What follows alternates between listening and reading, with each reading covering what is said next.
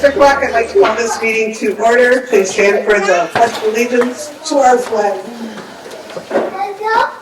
I pledge allegiance to the flag of the United States of America and to the republic for which it stands, one nation, under God, indivisible, with liberty and justice for all.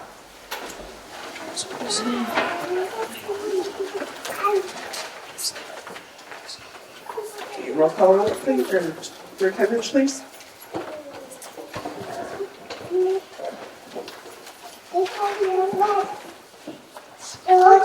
Mrs. Thompson? Present. Mr. DeVos is absent. Mrs. McHugh? Present. Mrs. Boxing? Present. Mrs. Jewett is absent. Ms. Gross? Here. Mr. Scher? Here. Okay, are there any amendments to the agenda? No. We have a motion to approve the agenda as presented. I move to approve or adopt the agenda for February 23rd, 2026 regular meeting as presented. Support. Okay, we have a motion by Member Bobstein, supported by Member McHugh, to adopt the agenda for February 23rd, 2026 as presented. Any further discussion? Hearing none, all those in favor say aye. Aye. Opposed, same sign. Motion carried. Okay, Under please. the consent agenda, you are approving the minutes from the special meeting of January 28th, 2026 as presented. The personnel hiring of Rachel Brady, food service cashier. I move to approve the items under the consent agenda as presented. Support. We have a motion and support to approve the consent agenda as presented. Any discussion? Hearing none, all those in favor say aye. Aye. Opposed, same sign. And student of the month. I will start with the Student of the Month nomination for December. So for Student of the Month for December, we have Derek Merlot. Woo!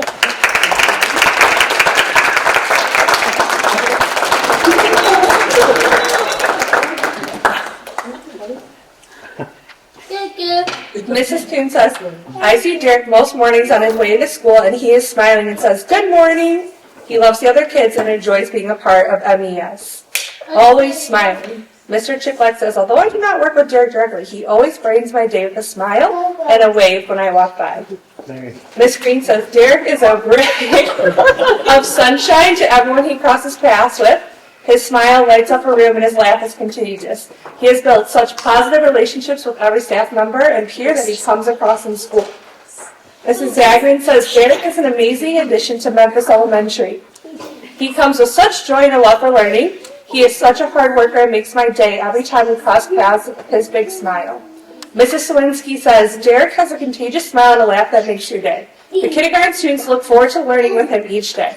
He always says hello and is kind-hearted. He is a pleasure to have at Memphis Elementary. Mrs. F says, Derek's smile brightens my day. He's making great growth and wonderful memories here at MES. He's a great student, a joy to have at Memphis Elementary.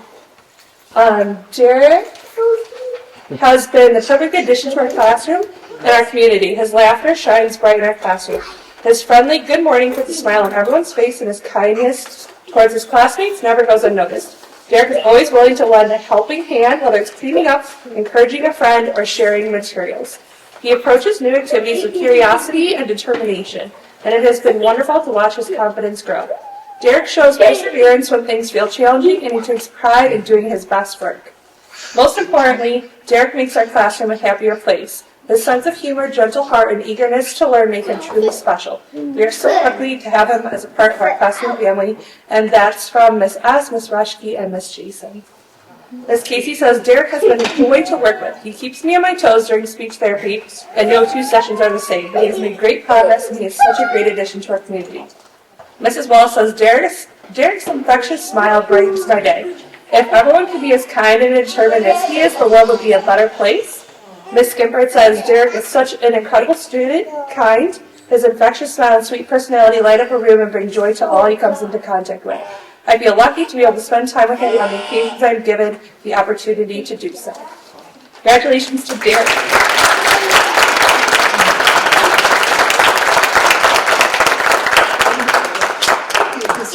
turn around and give high fives? Hey, Derek, can you give high fives? You want to go give everybody a high five? Go this way.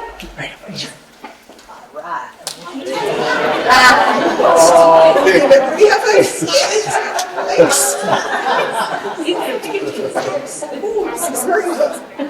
Okay? All right. There you go. Great job, guys. Wonderful.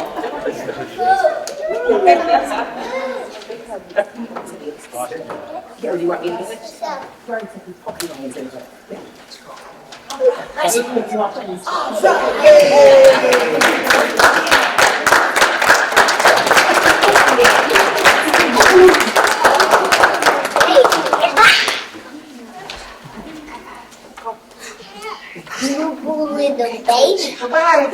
the baby.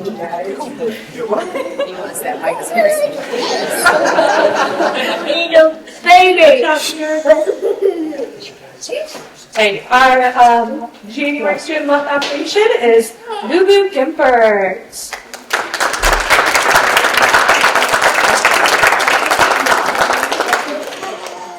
Lulu is a wonderful student who exhibits leadership skills.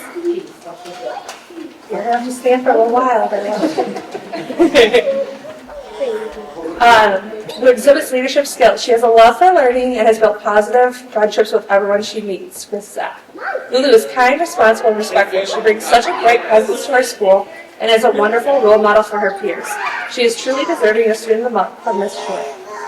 Lulu is a dedicated student who always puts forth her best effort and takes pride in her work. She is a kind and loyal friend who treats others with respect, making her a great classmate and a wonderful person. Ms. Casey says Lulu has been an amazing, dedicated, and funny addition to the safety team based at Crosswalk. Her quips sometimes leave me in tears due to her quick humor. Lulu can read the room and adjust to the vibe. She is responsible, kind, and compassionate. She is a role model and deserves this recognition. Mrs. Darengowski says Lulu is incredible, thoughtful, sweet, and respectful friend and classmate. She is insightful, hardworking, and determined in her academics. She shows up ready to learn and willing to help others every day. In addition, her bright smile and sense of humor bring joy and comfort to the classroom. She's incredibly deserving of Student of the Month. Keep it up, Lulu. Mr. Chiplack says Lulu is a role model for her peers in so many ways. Whether she is showing her perseverance in her academics or simply just being a friend to a peer, she's always going above and beyond. She takes pride in everything she does and it shows through her effort. Keep being amazing, Lulu. This one is from Mrs. Kershling. Lulu is an extraordinary student and absolute joy to be around. Her kindness and compassion shine through in everything she does, and her quick wit brings light and laughter to those around her. With her thoughtful demeanor and genuine heart, she is truly beautiful inside and out. Way to go, Lulu. Miss Lehman says, Lulu is such a caring and fun student. She's always willing to lend a helping hand. Her funny personality makes anyone smile. Keep being you, Lulu. Mrs. Hewlett says, Lulu is a dedicated student who always puts forth her best effort. She's kind, caring, and always willing to lend a helping hand. Keep shining. And Mrs. Wall says, Lulu is an exemplary role model for her peers whose personality strikes the perfect balance between wisdom, compassion, wit, and determination. Congratulations, Lulu.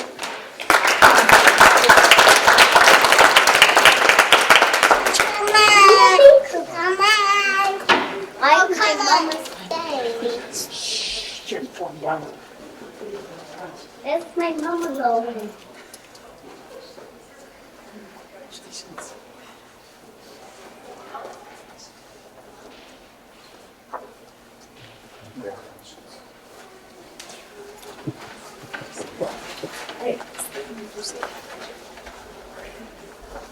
All right, junior high, we have Ian Wolf.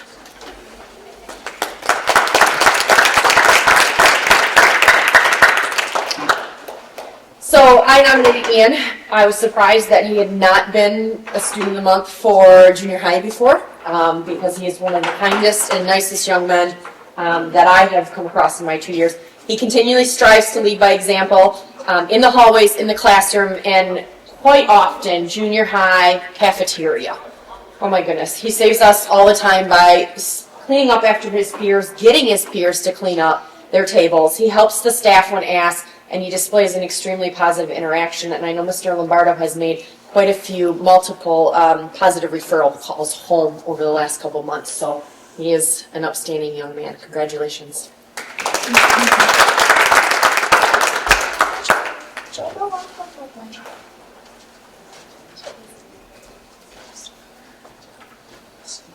Congratulations.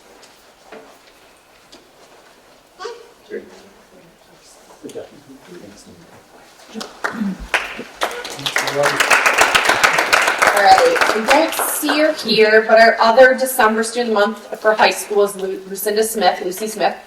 Mrs. Emming writes, Lucy is a remarkable young lady. She's a dedicated student, but it is who she is on the outside of academics that is impressive. In all the years I have known Lucy, I've never heard her utter an unkind word about anything or anyone. She always has a smile on her face as she greets anyone she passes. Her willingness to help others is something we should all strive to emulate. Memphis is very fortunate to have Lucy as part of our community.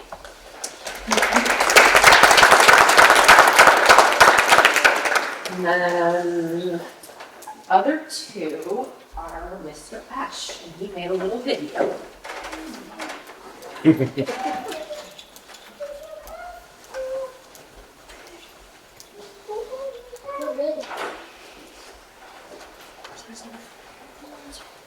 Hey guys, Mr. Ash. I just wanted to chat with you guys. I wasn't able to make it tonight. I'm sorry. It's probably Joseph's last game playing basketball, and I didn't want to miss that. But I feel horrible not being there tonight, and crazy that all three people that I nominated for Student of the Month got picked on the one night I can't make it. So I figured I would make a quick video and just make you feel like we got to go on a little walk, and I got to share with you how amazing you are. I want to start off by talking about Lulu Gifford, our elementary student of the month. Lulu, first of all, I couldn't believe you were still on the list. I was able to pick you. You have made such an impression on me this year, watching how you handle yourself, watching your work ethic. I don't know if you know it or not, but it really does spill out into the rest of the band and the kids there. When you walk into the room, the way you carry yourself, when you talk about being in band, but even just your presence instills this desire to want to be better in the people around you, and that's what happens when we care, when we work hard. It's hard to see the effects of that sometimes, but I can tell you that it's real. And when you are there, your leadership, your personality, just makes a huge difference in the room. So thank you for being you, and keep it up. Next, our junior high student of the month goes to Grant McCullough. Grant, it is my privilege to get to work with you. You know, the phrase is a scholar and a gentleman, or a gentleman and a scholar, I think is what they say. That is you. You are someone who knows how to be polite and respectful. You're a smart guy, but you also don't carry that around like a badge on yourself. Like, hey, I'm a smart guy, nice kid. You just are that guy. And when you guys hit 7th and 8th grade, the tendency sometimes in band is to plateau. You did not plateau. You said, oh, I have an opportunity to play a solo in front of a judge, I'm going to take it. And it just blessed me so much that you went through with it, that you worked hard, and you ended up getting a first division rating, which is the top rating at District Solo Ensemble. Give Grant a round of applause. But other than that, just having you in class, man, you're smiling, working hard. I know that you care. It does a lot for me and does a lot for the people around you. So thank you. You deserve to be Student of the Month for sure this month. And then last but not least goes to our high school Student of the Month, Reese Vernier. Reese, it has been so cool to watch you grow, but this year, man, it is like night and day. You are figuring out who you are. You are becoming more and more of a leader. I've enjoyed having you in class. I've enjoyed watching you on the basketball court. Just all parts of your life, you're really starting to step up and figure out who you are. But man, I tell you what, I can't tell you how much it blesses me to hear you grow as a flutist in our class. You play flute amazing. Your musicality is always top notch. And I can tell that when things aren't working, you take it home, you fix it, and you bring it back, and it's better. And having that attitude is not just good for you, and it's not just good for our band, but it's good for our school. So thank you for that leadership quality. Keep it up. All three of you, Reese, Grant, Lulu, you guys deserve to be students of the month at our school. And I'm proud to get to be the one that have nominated you. So thank you. Sorry I couldn't be there, and have a good rest of your night.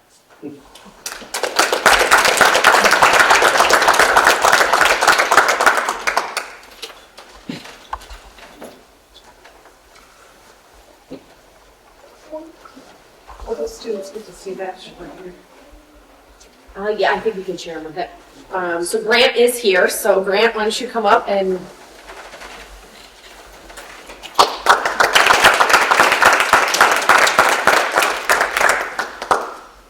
Congratulations.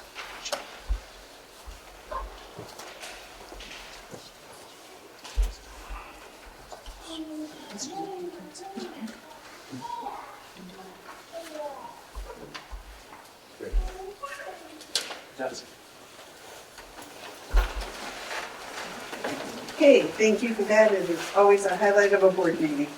All right, board recognition and celebration. Do we have any to be made? Yes, I passed out the, Nancy and I were able to go to the St. Clair County School Board Association to the program that they had there. Sorry, turn that on.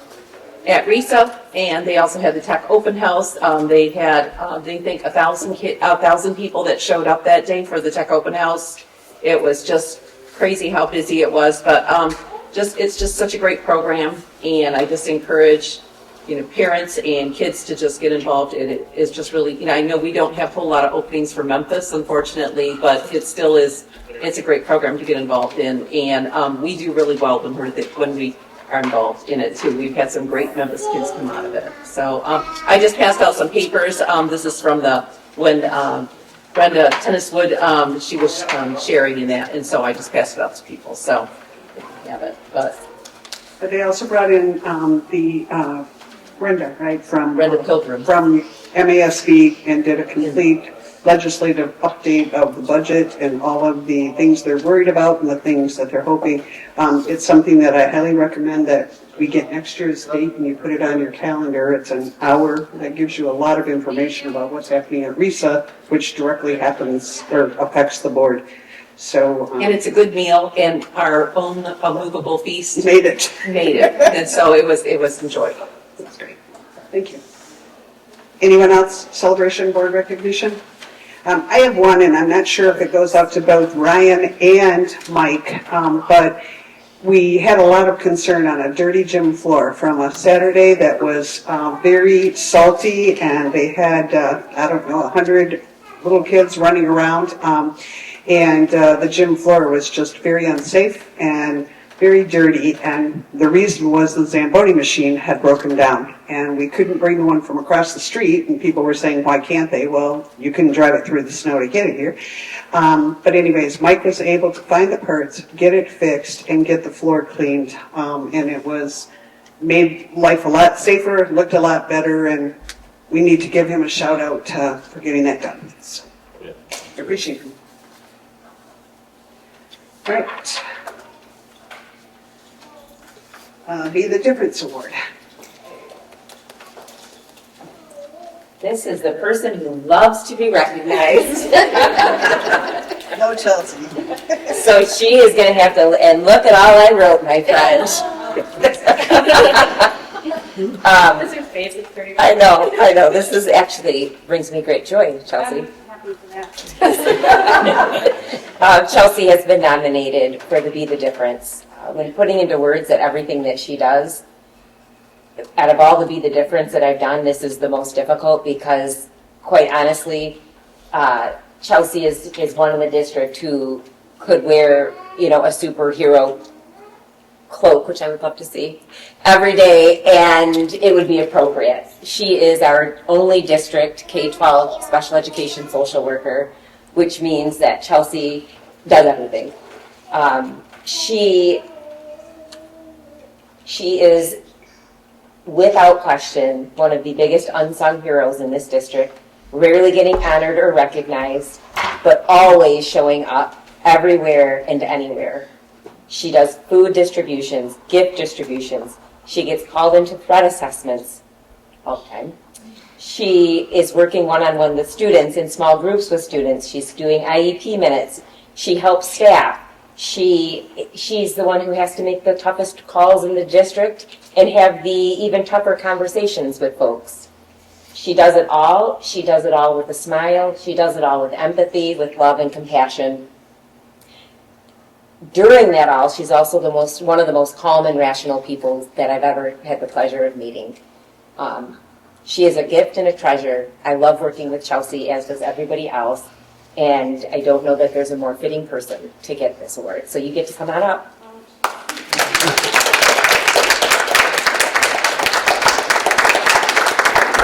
And you get to give me a Congratulations. Oh, no, you're good. I expect you to be wearing it tomorrow. My cloak. That's how you make a speech that you have to make. Great. The microphone's microphone's at the end of the table.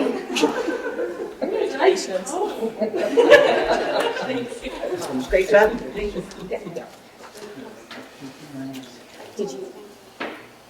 The microphone's on the end of the table for your speech. Did you want to introduce anyone? Did you have, I thought I saw your, did you have a little girl? Oh, I'm not doing that. Oh, I'm not doing that. You're welcome.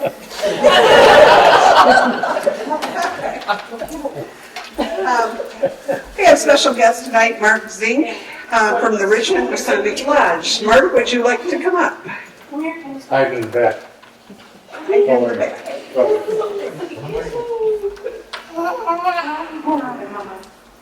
Some of you probably remember me from years past. My name is Mark Zink. And this is Bob Gray. He's actually like the president of our lodge for this year. We have different titles. We'll make it simple. For those that don't know, I've said this before, so if you're a veteran, I apologize. For those that aren't familiar with Masonry, the Richmond Masonic Lodge is what's called like a blue lodge. It is the basis of what Masonry is all about. And a lot of people say, well, who are Masons? Well, everybody's heard of the Shrine, right? Shriners Hospital, Shrine Circus. Well, you have to be a Mason to be a Shriner. That's one of the organizations you can belong to. But it all starts with the lodge. And Richmond's Lodge, over the years, the Armada and Memphis lodges merged into Richmond's Lodge. So we consider Memphis, Armada, and Richmond part of our footprint. So a few years ago, we came up with this program where we're allowed to give out some grant money from the Grand Lodge of Michigan. And so each school district, we sponsor a $500 scholarship. Well, it's not a scholarship, grant, for the needs of a teacher. I spent 10 years on a school board. I know what budgets are like. I know you can't do everything. But I did learn back then, and try to play it forward, outside organizations sometimes can help. So we hope in a small way, just to help Pamela Risky with her program, which I'll probably let her explain. So I'm the special ed director. And so I applied for the grant because I know there are some needs, some resources that we're looking for our sensory room, for classrooms, for supports to help our students. So I applied for the grant, and thank you. I'm lucky enough to be rewarded with this, and I know my teachers are very excited. And they've already given me a list of things, their wish list of things they would like to purchase. Hopefully it'll help a little. Yes, it will. There's a check. It's payable to the school district, so yes. Just send in the invoice. Thank you again. Thank you. Thank you. Congratulations. We just want to take a picture in the back if somebody can take a picture for us. Thank you. And thank you guys so much. Thank you. Oh, you're welcome. It was a wonderful support. Right, to go on to our reports, we'll start with our student report. Welcome. Okay, so we're starting the SAT group in March. And then we were trying to figure out a way to do something, like a legacy tree maybe. Handing over the money. For people that have passed away from Memphis because in their honor. Like, I don't know. There's a few people in our community that we've lost. And I think that's a good tribute to them. So we're going to work on that. And NWA tests are done, so you're happy about that?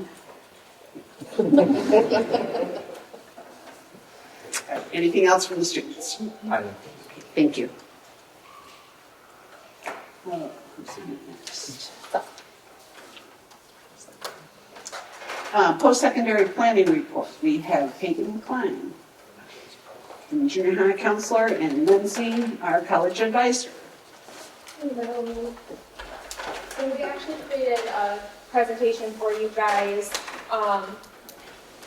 to go over kind of just a comprehensive overview of everything that Lindsay does as well as I do when it comes to anything post-secondary that we have going on in our school. So for those that I haven't got to meet yet, my name is Peyton Klein. I'm the counselor here at Memphis. I've been here for about 2 years now.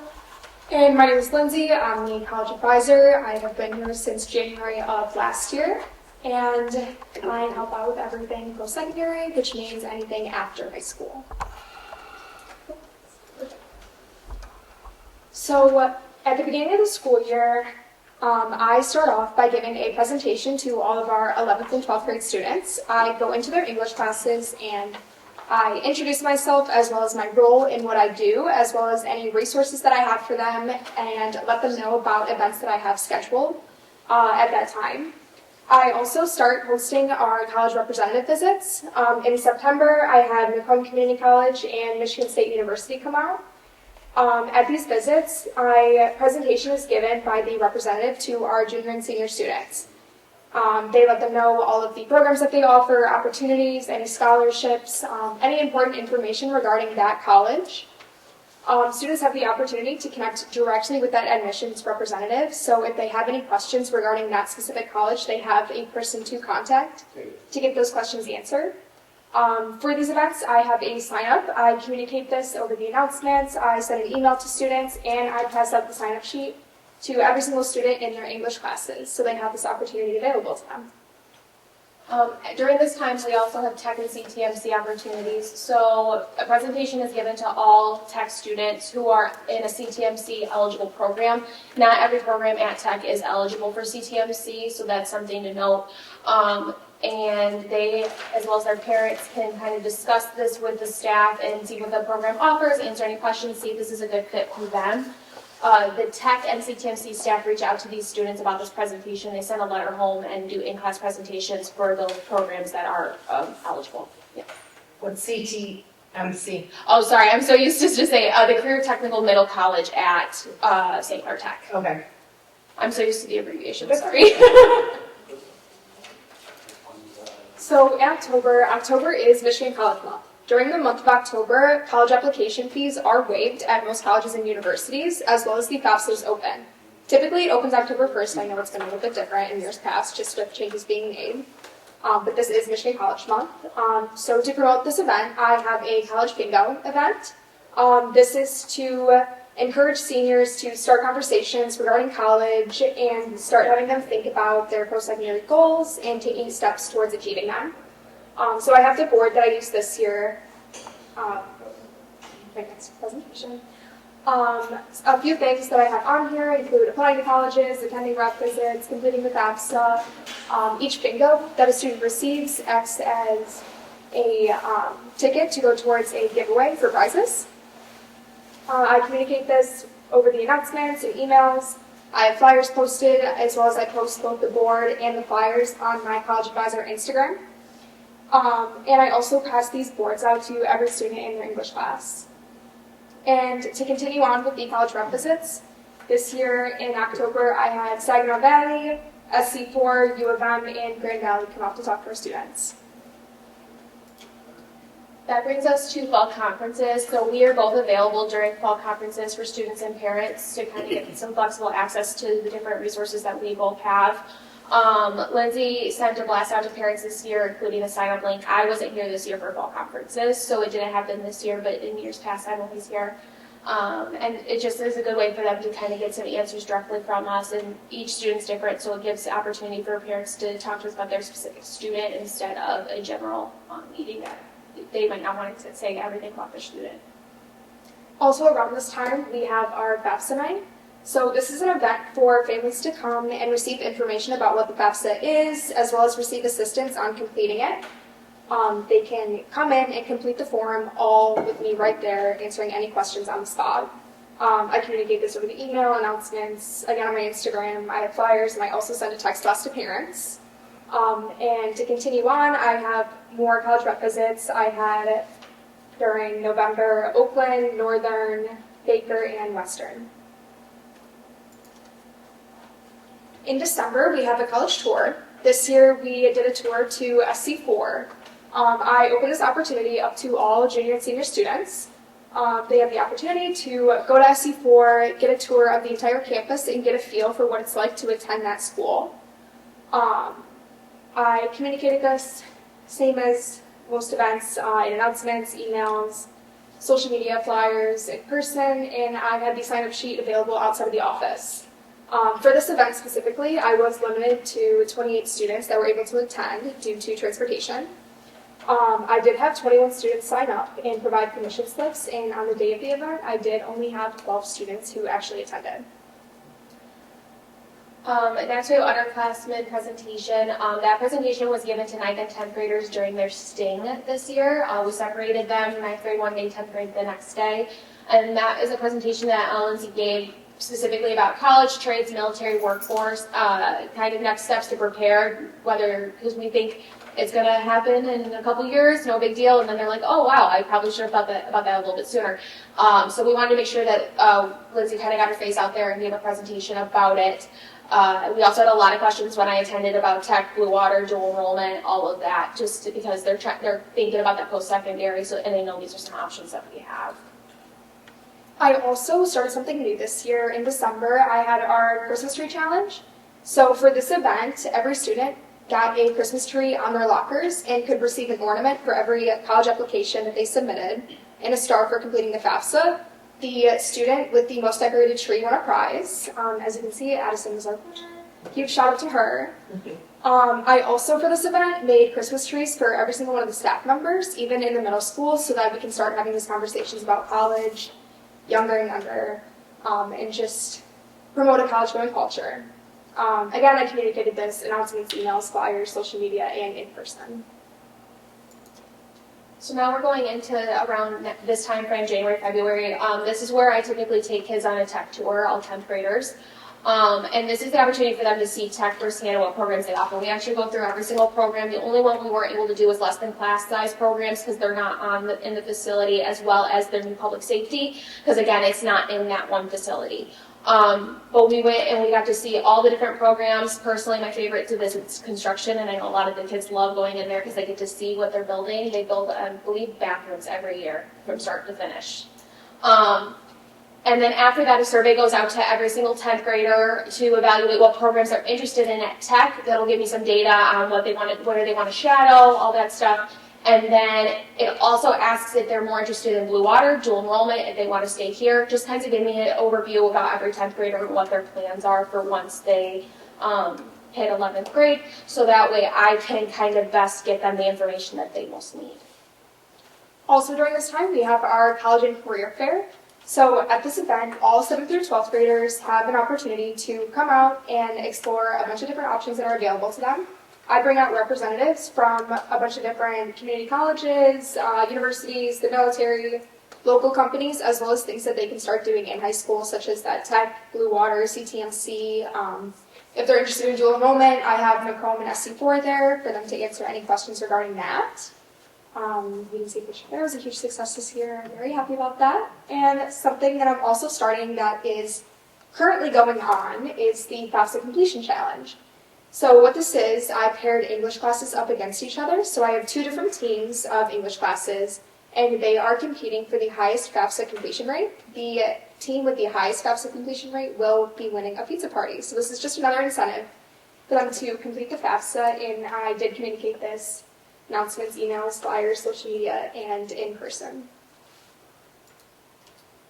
As we're going into March, we have the 10th grade parent night. That allows all 10th grade parents and their students to come out and hear presentations from Blue Water Middle College, dual enrollment tech, and an AP teacher.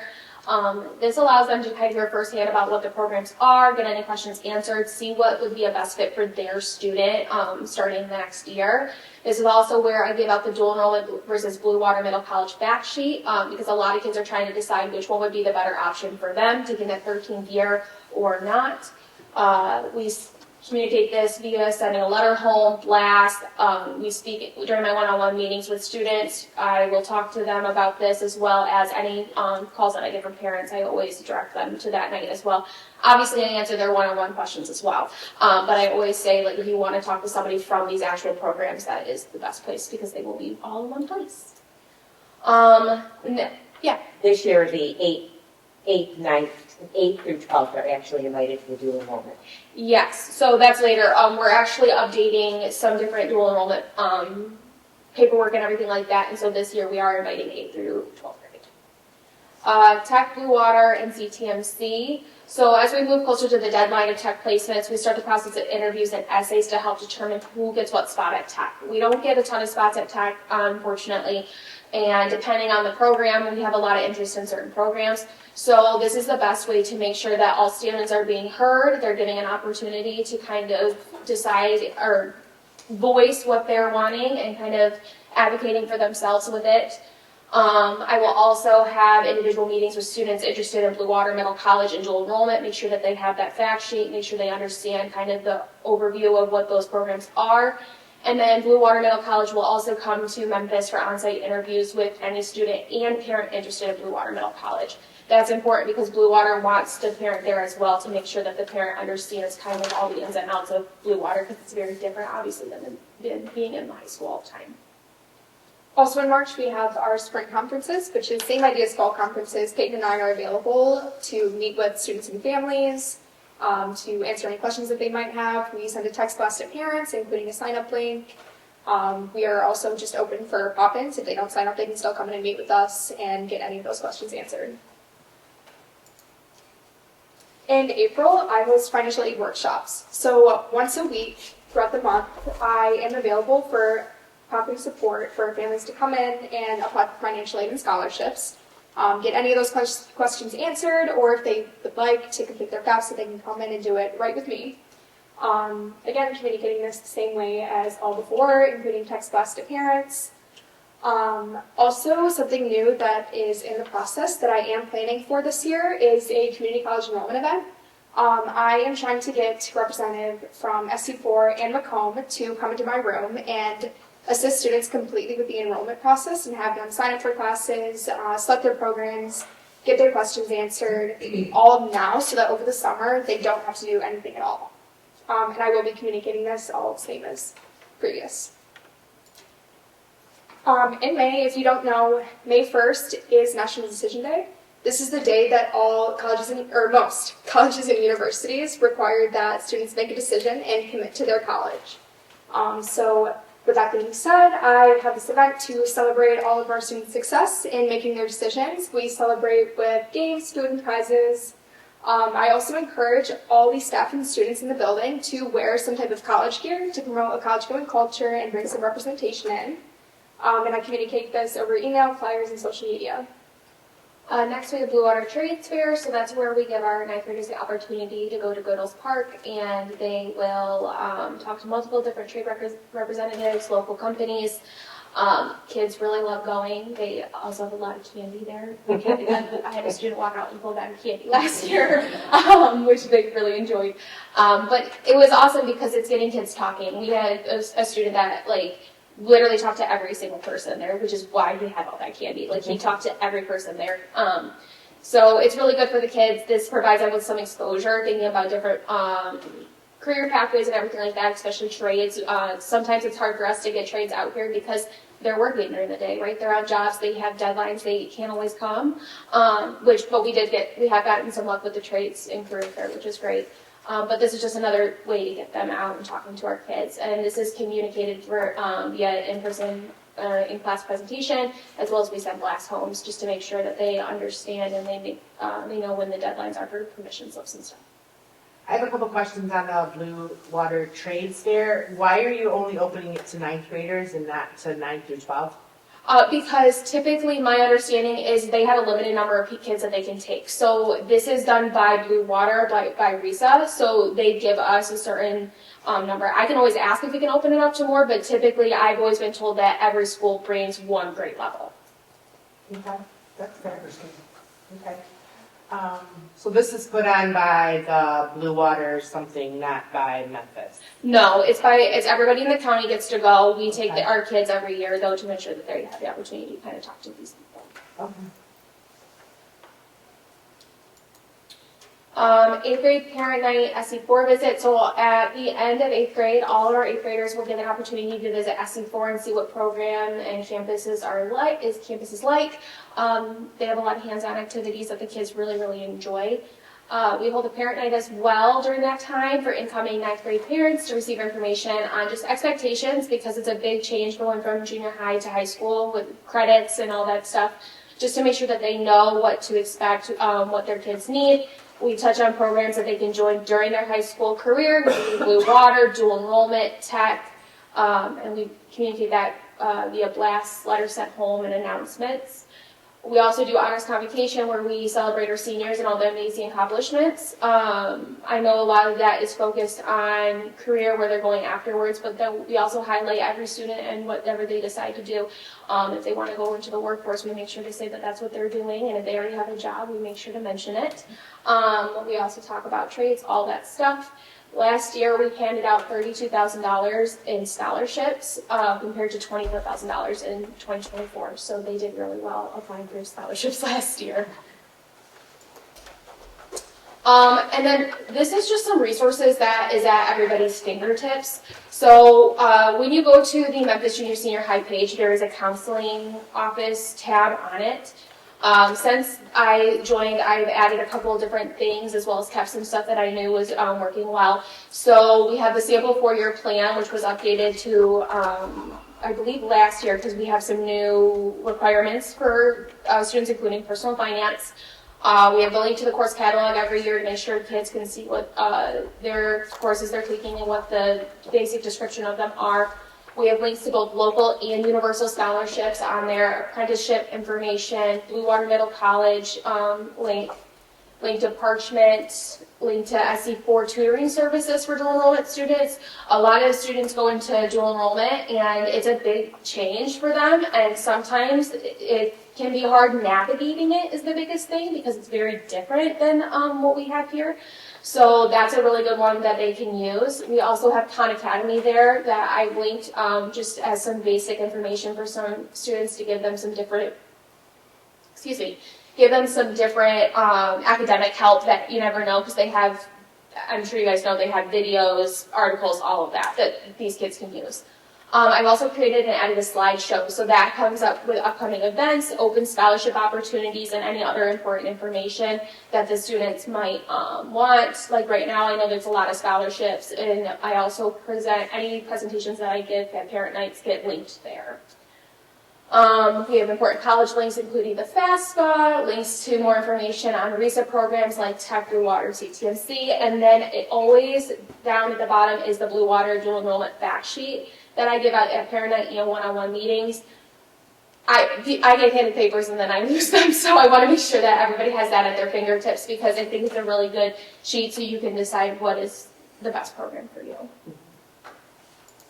I just want to touch on my website. So I have my own website that I have bookmarked on school computers. It's on my Instagram bio, and it's in my email signature so that students can easily access it. I include all of my contact information. I have a Calendly where students can virtually sign up for a meeting with me. In addition, they can use the counseling. I have a counseling office sign-up sheet on every student's Chromebook as well, and I have her as an option. So if I get something for her, I send it. Yep. that, and I also have a paper sign-up sheet in case they don't have their computer and still need to meet with me. I have a paper sheet outside of my room that students can sign up and meet with me. I also included a link to the Blue Water College Access Network newsletter. This includes any events that are happening within St. Clair County related to college that any family can attend. I have a link to a spreadsheet containing a bunch of scholarship opportunities that students can apply for, including local and universal. I have the link to the FAFSA. I have a link to the Michigan Works website for job search resources. I have a link to an apprenticeship finder, so if a student's interested in that, they can have that resource. I also have a dual enrollment transfer guide. This is just a spreadsheet that contains the most popular classes that students take in dual enrollment through Macomb and SC4 and how they transfer over to different popular universities, as well as links if I didn't have that specific class, they can still search how that will transfer over, what type of class, how many credits, so they can start thinking about that. And I also have linked the FAFSA presentations that I give to both students and parents. If they have questions and they're not able to meet with me, these presentations can most likely answer a lot of those questions. So just some updates for dual enrollment this year. We're currently looking at revamping the process for dual enrollment. So I'm working with SC4 right now to create an orientation for our students so they better understand the different systems that SC4 uses. That's been a big thing that it's been hard for kids to understand. Or not, I don't want to say understand, but it's been hard for them to navigate Canvas versus the different email, our email, just everything. So I'm working with Holly Eisler at SC4 to do that. I also have Macomb Community College coming in to give a presentation to any students interested in dual enrollment through Macomb. They can sign out outside the office. I'm getting that out actually tomorrow. And that's going to be during second and third hour. Second hour, they're going to be giving the presentation on dual enrollment. And if the student knows for sure that that's where they're wanting to go for dual enrollment, he's going to stay after and help them apply, because through dual enrollment, they still have to apply to the college. So at least that one step is out of the way for the kids so that they're able to have it just done. We're also creating new documents for the dual enrollment process. This includes a letter home to all eligible incoming 9th through 12th graders. And then I'm looking at the benefit of a dual enrollment parent night by itself instead of and then have a separate event for Blue Water, CTMC, and Tech. As dual enrollment gets bigger, since we have two different colleges coming in, just having SC4 come is not going to always suffice because that's not where they're going to be going. So I'm looking at the benefit of that and potentially separating that out so that way there's more information for dual enrollment. And I also want to talk a little bit about my role as a college advisor. So if you didn't know, I am a college advisor through Michigan State University's College Advising Corps. It's an AmeriCorps program, and their mission is to place recent college graduates into high schools to serve as full-time college advisors and increase college access by providing personalized guidance on applications, financial aid, and post-secondary planning. So in my role, I work one-on-one with students to navigate every single step of the college-going journey, submitting college applications, financial aid. I'm trying to make college education accessible for every student. All of my KPIs and what my program collects data on are based on seniors, so they are my primary focus. They take data on how many one-on-one meetings I have, how many parent meetings I have, the FAFSA completion rate, number of college applications, and how many events and what types of events I'm hosting here. Another thing that I want to bring to your guys' attention is the Universal FAFSA Challenge. So I heard this from one of my fellow college advisors within the state of Michigan. Her school has this in place, and they have received, I think, around like $80,000 for their school. So I wanted to, again, bring this up. If you don't know, the FAFSA is the free application for federal student aid. The FAFSA is needed to access federal scholarships and loans required for students to receive up to $27,000 for their education. This can be through the Michigan Achievement Scholarship, I don't even say it on here, but also TIP, as well as it's required for the Community College Guarantee to provide students with free tuition at their local community college. Michigan Leap's Universal FAFSA Challenge awards funds to high schools that update their graduation requirements to include FAFSA completion. The state of Michigan has a $10 million budget to be dispersed among participating high schools. I have also included links for you guys to look into this further, including what can be spent, required activities, and the application. So, seconding on that, I want to talk a little bit about the data. We have, in the class of 2025, 76% of the class plan to attend college, whether that's a university or community college after graduation. By graduation, only, 44% of the class of 2025 actually completed the FAFSA. So that leaves a lot of students that didn't end up doing it and are losing out on a lot of that funding. Updating this as a graduation requirement would ensure that these students are all receiving the funding that they deserve. In the class of 2026, 40% of our student body is TIP eligible. So what this means is that they would be eligible for up to $7,000 to be used towards their education. Even if they're going to community college and using the community college guarantee, they can still use this money for books, transportation, housing, anything that can help them access college. Also, I wanted to touch on that I have met with every single one of the seniors in the class of 2025 and 2026 to collect this data. Does anyone have any questions? I know that you work for the university to promote college, but I was just thinking that there's a lot of emphasis on that and not as much on the trades.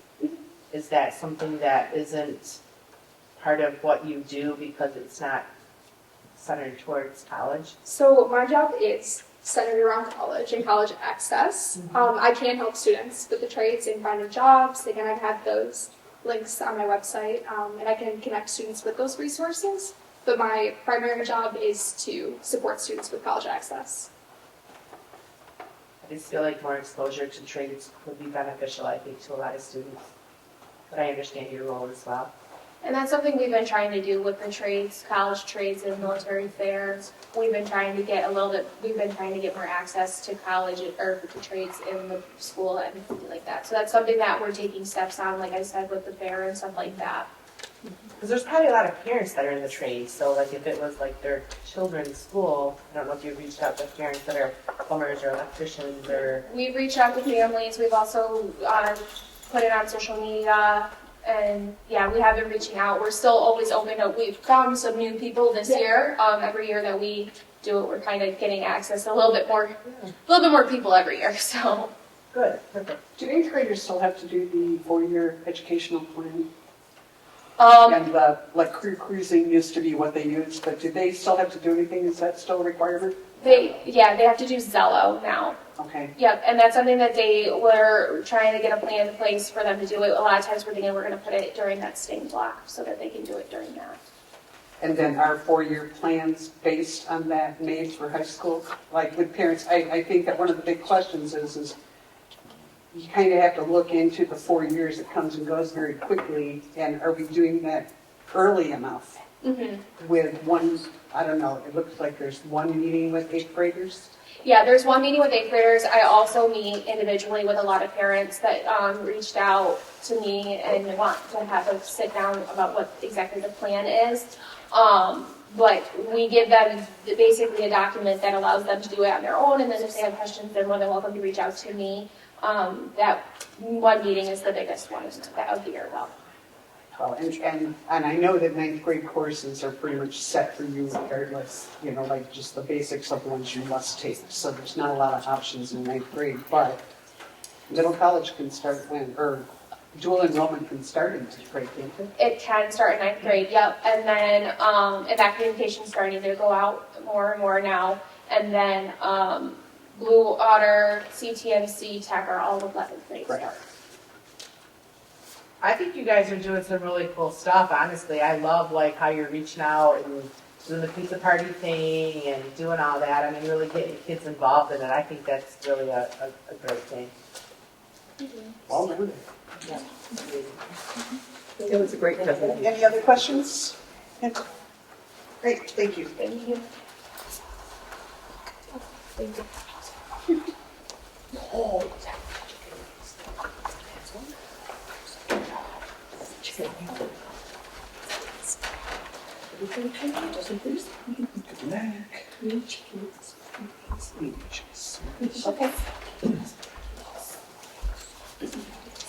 Okay, elementary academic enrichment opportunities.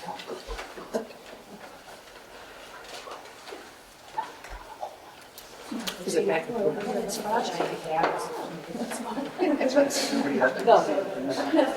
Giant chaos. You guys, I like him. It's like, did you see the one husky that was following the cross-country skiers?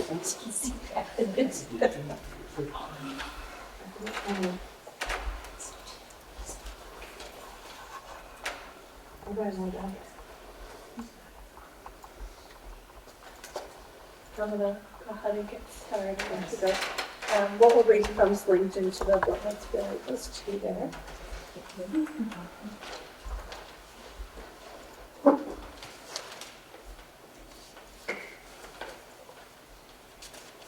So when I came here from Lance Cruise, I was extremely impressed with everything that was already happening at Memphis Elementary. I was working on my specialist degree through U of M, and I was working with central office and Lance Cruise, working with the curriculum director, and our focus really was on this idea of this high rigorous curriculum and then differentiated leadership. So we had advanced placement courses in the 6th grade, and Troy schools had just actually removed advanced placement courses in the 6th grade. So this was something that was really interesting to me and something that I took as my action research project. And what I found was that placing the students into achievement-based classes had unintended consequences and is not a recommended practice. A lot of this data comes from middle school and high school because that's where those advanced placement classes usually start. So the National Association of Secondary Principals recommends providing focused professional development and necessary skills and dispositions needed, including high expectations for all, differentiated instruction, cooperative learning, and complex instruction. And when I came to Memphis Elementary, this was already happening. It was so amazing to see. And we're like two brains, great minds think alike, like every time we meet together. Like, yes, this is great. So a part of that cooperative learning is the KCAM, which teachers have been trained on, the cooperative learning. It's generally defined as teaching arrangements in small heterogeneous groups of students working together to achieve a common goal. Students encourage and support each other, assume responsibility for their own and each other's learning, employ group-related social skills, evaluate the group's success. Basic elements are positive independence, equal opportunities, individual accountability. It has a positive impact for all students at all levels of academic ability. So why this is so important is in this heterogeneous group of students where you have students at all different levels of abilities, KCAM cooperative learning helps them realize how to organize their groups of students, how to sit students at a table to make sure that students of all different levels are working together and advancing towards common goals. Oh yeah, go for it. It also allows for students to get up and moving around, which we know really helps with some of our tactile learners. It involves all sorts of discussion, and it also helps to facilitate some of those non-linguistic representations and cooperative learning groups that we know that Robert Marzano's been studying for years. And we know how effective those are, especially for reaching the needs of students who, eventually, we all know that as educators, we talk enough with the kids that we end up sounding like the adult from Charlie Brown, like that. And when they hear it from each other, they're learning in a different way. They're hearing it from someone else, and we learn best by teaching. So these KCAM strategies allow for that to be happening actively in the classroom throughout everyday lessons, as opposed to just only enriching students who are already above level. We're allowing each student to get what they need and allowing them to take an active role in their own learning. Yes. And then, so one of the things that I'm really pleased about with bookworms in our classroom is that we build in differentiation in every lesson. We're able to get students remedial work that need it. Students who are already scoring on good level, they're also getting what they need. And we're also allowing students to be enriched and to take it to the next level. We kind of refer to it as like a mild, medium, and spicy situation. And each of our, we had a presentation, I don't know if we can show it tonight or not, but it'll be linked in the notes. Our rubrics actually allow for students to score more than 100%. They can actually exceed the expectations in their daily written responses. They can score up to, I think it's 6 points for demonstrating efficient work with the standard, and they can get actually 7 out of 6 if they're able to exceed the Common Core standard for that particular topic. We also have speaking and listening, rubrics, and we know that that is important for students to be able to do, and that is separated into 4 categories, but each of these rubrics also has like the grade level standards, and then what the next grade level up, what the expectations for that would be. So the examples that I shared in this presentation are 3rd grade rubrics, but you can see right here, the blue area is all what 4th grade would be expected to do. So that's already allowing students to see where they need to go next, and for parents to be like, my own students get these sent home with very specific feedback on how they're meeting the standard, what they can do to help move them up the chain, or if they have exceeded the standard, exactly why it's being done. And how it's being done.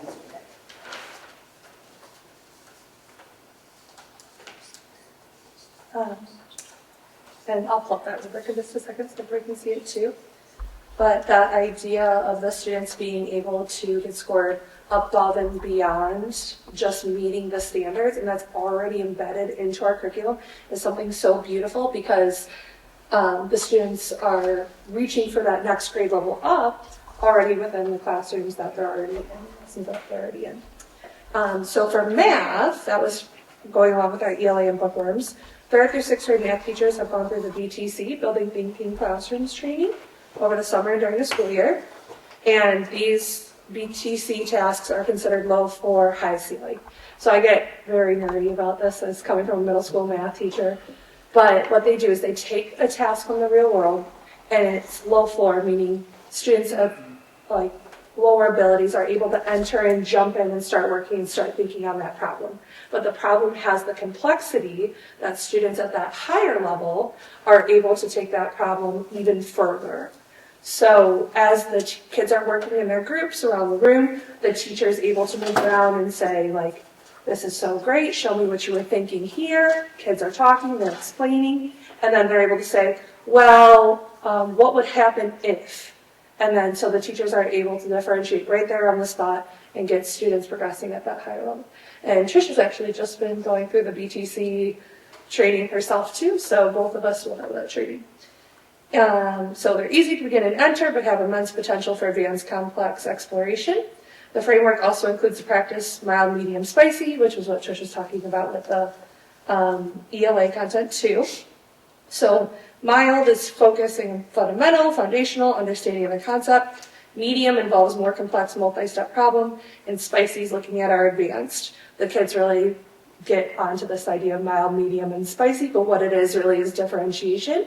And they themselves are choosing to do these challenging problems and wanting to push themselves like, oh, now I can do the spicy one. They're open-ended, they require deeper critical thinking. Okay, and then we have our win time. Win time is something that we've been working on for many years in the elementary school, and it stands for What I Need. We are able to take the results from our MWEA, and we are also, Ms. Thompson, so pleased that it's done as teachers. We're going to be done it too. So now that we have all of that data, we can take it, we look at it as a staff, we look at the projected proficiencies for M-STEP per grade level, we look at the individual RIT bands. This is where I get super nerdy too, I apologize. But we look at what the students are already capable of doing, where they need to go next, and then we group them and meet their needs. So we meet students where they are. Our lowest students who need the most additional support are working with our highest trained individuals in the school, and that would be our teachers. They meet with me frequently to help plan those lessons, and we're also working on the differentiated instruction that works book. That's the DI component of bookworms. It's very strategic in the way that it's done. It has a very strict method of the way that it's presented, and it helps to help fill in some of those gaps where students need it the most.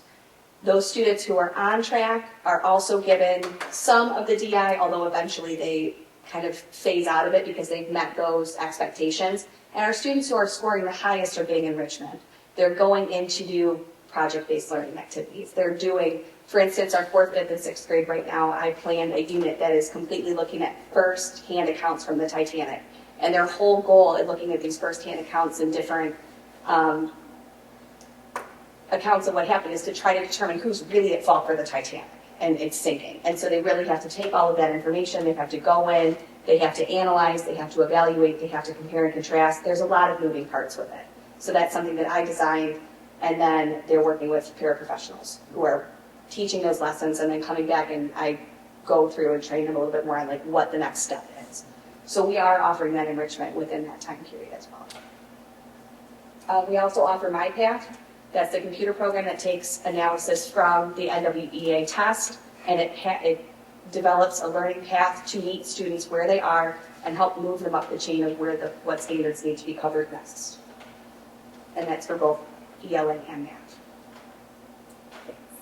One time is something I'm so excited about. That's something I was advocating for, something that I did in my own classroom, and the fact that it's building wide, and the fact that the elementary has 4 parapros. So every single class is getting 2 parapros in there per hour every day with that win time, getting that help to get what they need in addition to their already rigorous daily instruction and standards. So I get really excited about the win block. Project-based learning that Trish already touched on a little bit. Maren Kuhn and Paula Dano, they provided training to our teachers over the summer in that project-based learning.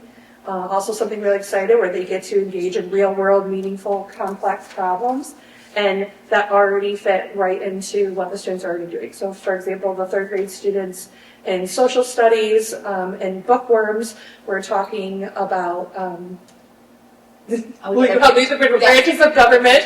Social studies is So basically they learned about the 3 independent branches of the government, what each of their jobs were, but then they took it to the next level.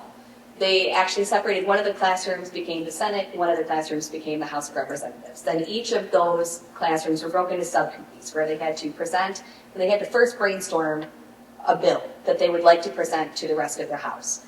Then they went through that entire process. They had to write up the bill. They had to present the bill for editing. Then they had to come back to their subcommittees and they had to re-present it. Then they had to present it to their classroom as a whole. Then after that was done, then they had to present it to the other classroom. And then it went to the executive branch, who had to either approve and become a law or say, no thank you. And the kids loved it. They had so much fun with it. And they actually, I think they even brought in the 2nd graders to come and watch to be part of it as well, which was, I mean, I don't think I've ever seen 3rd graders so excited about bills and laws ever. And my own 3rd grader knows way more about it now than I think I do. So project-based learning is another exciting thing that we are starting to implement this year. And then Trish and I were talking and just trying to think of more ways that we can get like school-wide of getting the students these enrichment activities or the remedial help if they need it. So in March, we decided that we're going to be doing weekly test prep school-wide questions that we'll be doing over the announcements. So these will include mild, medium, and spicy. It'll be for lower L and upper L. So they'll hear the questions, the students will get the chance to answer them, put them into a bin, we'll do drawings, and then whoever gets the correct answers will get prizes.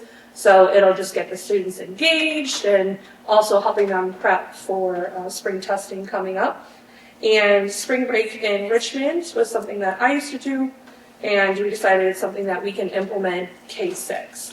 So these optional spring break enrichment activities, so no one's saying like, oh, everyone has to do a giant homework pack over spring break. No, but a lot of families do want things that their kids can work on and things that they can help them with over spring break. So these will be optional enrichment activities that'll go home with them.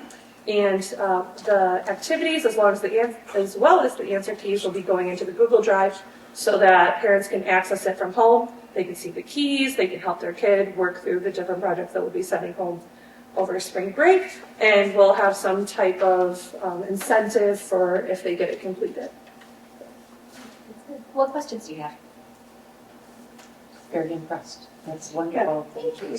And I think it's important to know that the Kagan training has gone K-12, so that's just not an elementary thing. It's pretty much district-wide. It's amazing. I'm especially fond of all the hands-on learning you guys are doing. And the use of Bloom's taxonomy. We were mentioning that. That's huge. That's huge. And it just, as it goes up, right? Yeah. So that's perfect. Thank you. Thank you. Thanks, Tricia. Oh, it's all right. Listen to me for a minute. I'm enjoying the kid-free moment. All right, administrative reports. Here I am. Keep populating.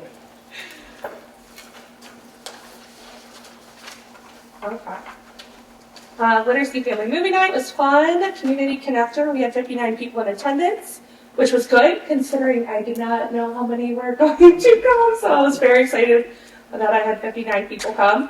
We had literacy informational brochures, raffles. Trish helped make little literacy activities that the kids could do along with the movies. And we had raffles for literacy prizes. So we had like Scrabble and books and different things that the kids could win, vending machine tokens. And we have plans to improve the night and make it even more successful next year, like having like a game/movie night and getting more involved. Buzzing with Brilliance, student recognition we added in this year, rewarding students with the highest achievement and highest growth at each grade level with a special prize and an ice cream party. I know this got kids excited because they were running around telling me how many points they grew when we were trying to see if they were in the top. Ms. W, Ms. Cohn, and myself met to plan for promotional commercials for Memphis Elementary, showcasing how special a grade our school is to advertise for kindergarten roundup. It was so beautiful. Ms. Coon made it, and it was above and beyond. And we are so grateful for her for the time and effort it took to create. Ms. Green, our difference maker, the social worker, and I went to every class on February 2nd talking about kindness and why it's so important. We launched the school-wide February Kindness Challenge. If students record 28 acts of above and beyond kindness, they get to come to the office for a candy and a Be Kind bracelet. That's been really cute to see the kids bringing their hearts down to the office. 6th graders had the best time at the 6th through 8th grade Valentine's Dance at the junior high. I look forward to collaborating with Ms. Coppins and Mr. Lombardo for continued experiences for our 6th graders. Student of the Month breakfasts are continuing. This month had the biggest turnout yet, thanks to Ms. Gimper. We kick off the day with school-wide assembly led by our school safeties, and then the families enjoy donuts and juice in the cafeteria with their student of the months. The SC4 art show took place and showcased many of our talented Memphis artists. Thank you to Ms. Hewlett for doing such wonderful projects with the students and spending time outside of school to allow for students to participate in this show. 100th day of school is February 19th. They celebrated dressing like they were 100 years old. They were the cutest. I just heard binging going down the hallway. It was longer. SAT meetings took place February 20th, and today, student assistant teams consist of teachers, special education teachers, speech pathologists, literacy coach, and principal. Student data was analyzed, and additional supports were put in place to ensure their individual needs are being met. Another thing that's so impressive here at Memphis, and it's just really beautiful seeing a whole team come together to discuss these students and what their needs are and what we can do to help them reach their full potential. The 1st and 2nd grade oral health assembly took place today to encourage healthy habits. 6th grade Beer Club Bags fundraiser begins today as well. These donations help allow for our 6th graders to attend camp. Kindergarten Roundup is Thursday, February 26th. The team, office staff, support staff have all been working hard to make it a wonderful evening. A Beautiful Me begins this Tuesday. After-school program for our 4th and 5th grade girls features a unique interactive activities to foster self-esteem. Each workshop is facilitated through a fun environment of music and hands-on participation. Mrs. Kuhn held her Dash Olympics. It was incredible to see the students' computer programming on their tablets to control robot and compete in Olympic-type events.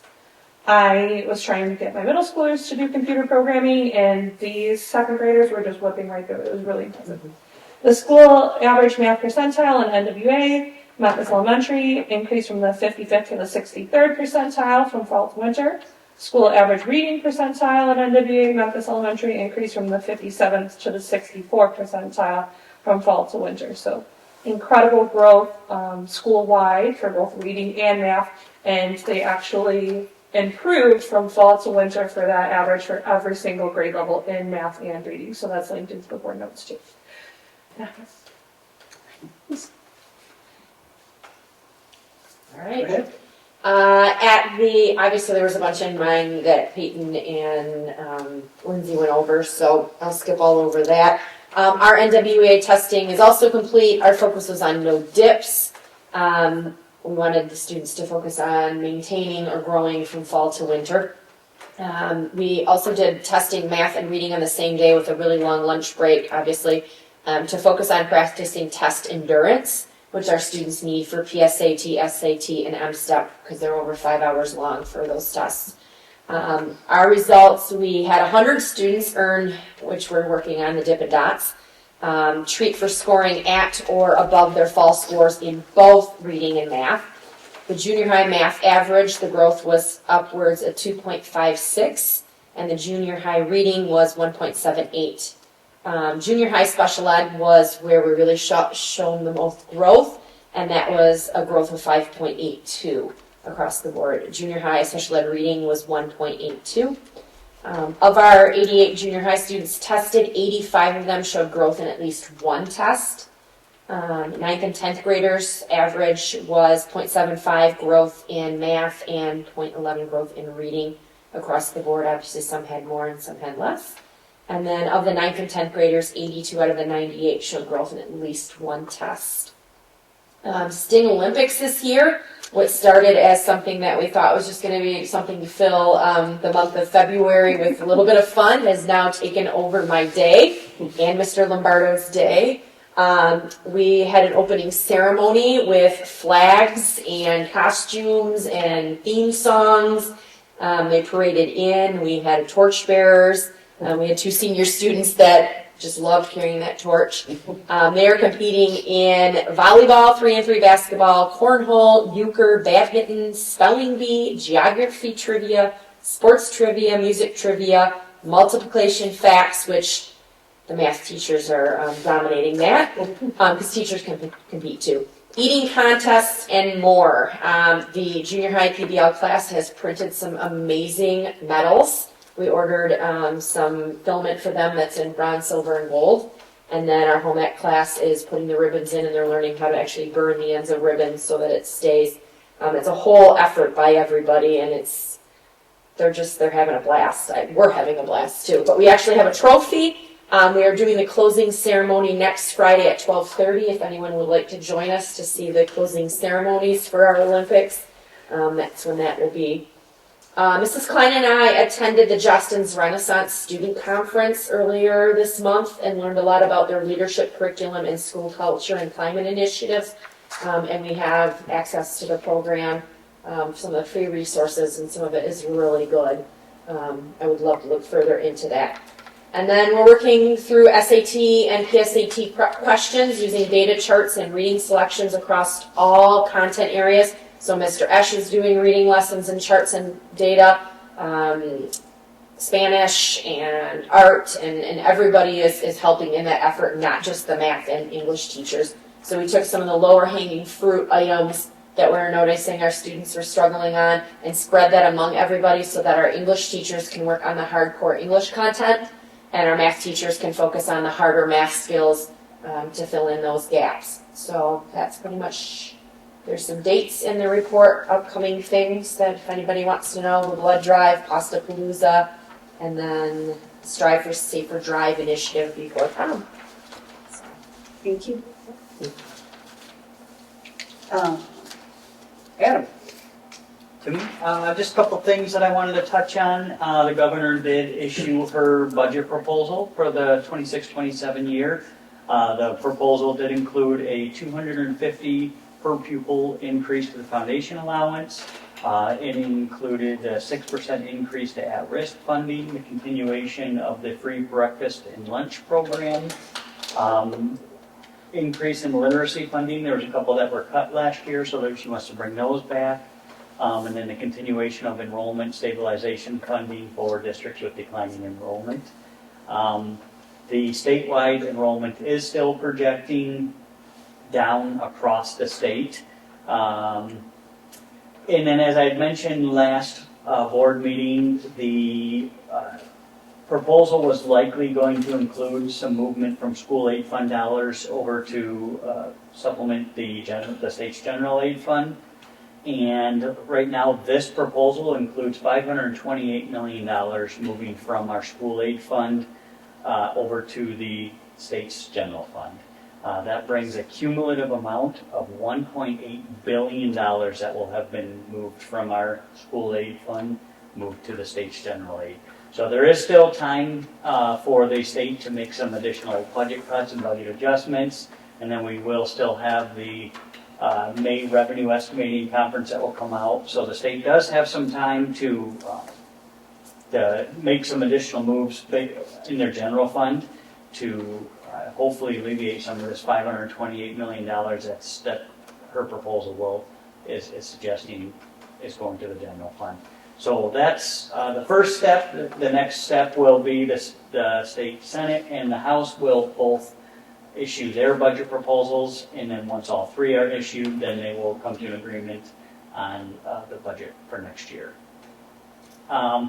Additionally, one highlight, Sarah and I met with Moody's for our annual rating call for the upcoming bond issuance, and the call went really well based on Sarah and I's response and our preparedness and the financial planning that we've done, and along with the board and the policies that we have set in place. They made it a point to mention that while our fund balance is lower now, but based on our 5-year planning, budget planning, and everything that has gone into the decisions that has got us to this point, and with the smart planning that Sarah has done with reallocating staff in the wake of student loss and things like that, we have retained our A2 rating, which is a very positive rating for a school district. So he said that without all the steps that we have been taking, just the data alone, we likely would have seen a drop in rating, but because of all of the steps that we've done, all the work that we've put in,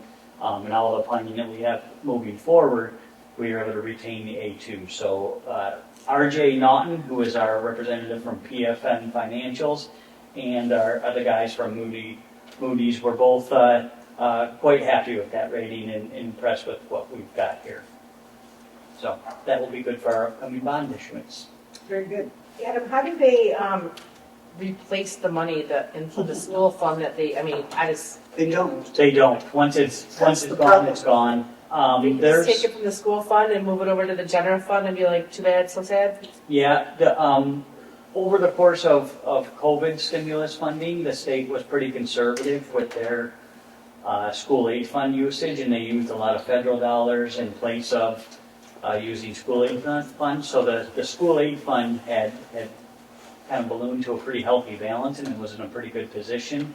And now we're seeing that they're utilizing those dollars, movement from school aid fund to the general fund. And once they're gone, they're gone. And there's no way to replace them.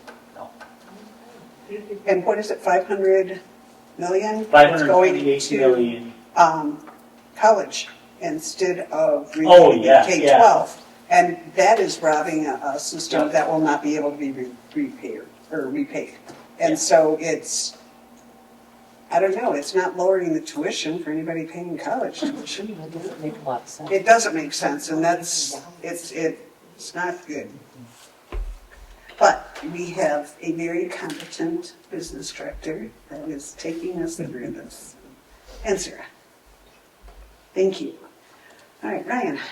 Okay, just a couple additions that are not on there, just as they happened over the weekend and Friday, just to recognize some teams and some individuals for states qualifying. So we have 2 bowlers that qualified for states over the weekend, 2 wrestlers that qualified for states over the weekend, and then cheerleading has qualified for regionals, and all of them are preparing for further competition. So congratulations to all of them. It's an awesome way to represent our school. So on the report here, spring sports parent meeting, we're going to have that Monday, March 16th, 6 p.m. in the cafeteria. Coaches and teams will be able to break out into individual sessions after my kind of run through presentation in the cafeteria. We are hosting softball districts on Saturday, May 30th. We have 3 games that we'll be hosting there, just to put that on everyone's radar. As you're going to hear in Sarah's kind of update here, but weight room is good to go. We are finalizing numbers on 2 separate representatives and kind of make a decision on who we're going to go with there. Waiting on a quote from one, and then have a meeting for a final quote on Wednesday with another company as well. Last positions to fill for spring season are varsity boys golf and junior high baseball, kind of 2 programs that we didn't know if we were going to have this spring. But looking for some people to step up and coach those teams for the spring season. And then lastly, just the staff appreciation night, Cop and Strong fundraiser night. That basketball those basketball games were just absolutely electric and so much fun. Such an awesome event. So many people to thank that helped make the night possible, especially Austin Catholic coming over and bringing a crowd and doing all that fundraising. The players and the kids could not stop talking about how awesome it was to play in front of that many people and just the atmosphere. And we had kids set up that ESPN table. They were doing halftime reports, starting lineups, and it was such a cool atmosphere, such a cool thing for these kids to be able to experience, and obviously for a great cause too. So just thank you for everyone for their help for setting that up and helping make that possible. I think the other part of it too is watching all of the elementary kids that were there learning what it was like to be in a high school. They were really getting it. They were a little rowdy. Yeah. But it was all good rowdy. Yeah. Really? It was my kid, so yeah. Oh, well, thank you. All right, the rest of the reports are in there. Yes. Preston, if you want to, you're more than welcome to. I'm sorry, I should have told you that after you give your report. I love listening to the report. Right, Really but any time after your report, just know that you've got homework, you've got stuff to do. Sure. All right, thank you for coming. Thank you. I see Tim, you're in there. Anything you want to add on reports real quick at all? Well, we have started or continued on the gym across the road.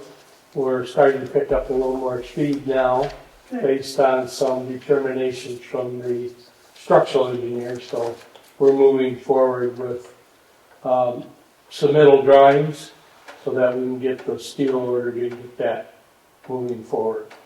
So that's going along. We're going to put the flooring in the digital media area on Wednesday, and we're supposed to put the green curtain up the end of the week. So we've got some wiring to do and some light adjustments to do, but we're coming along on it very nicely, and I would say that if there's a month it will be available. So that's kind of where we're at. So, and robotics being used, of course, and the weight room's ready, and as soon as the weather straightens out, we're starting on the field. We did demo the press box, you saw that, so we're moving ahead as quickly as we can with that. So, any questions, I'll answer, but that's where we're at. Oh, great update, thank you. Thank you. Right, so budget reports, anything else you want to, am I missing something? Oh, budget reports. Nothing new. A2 will be presented next month. Okay. All right.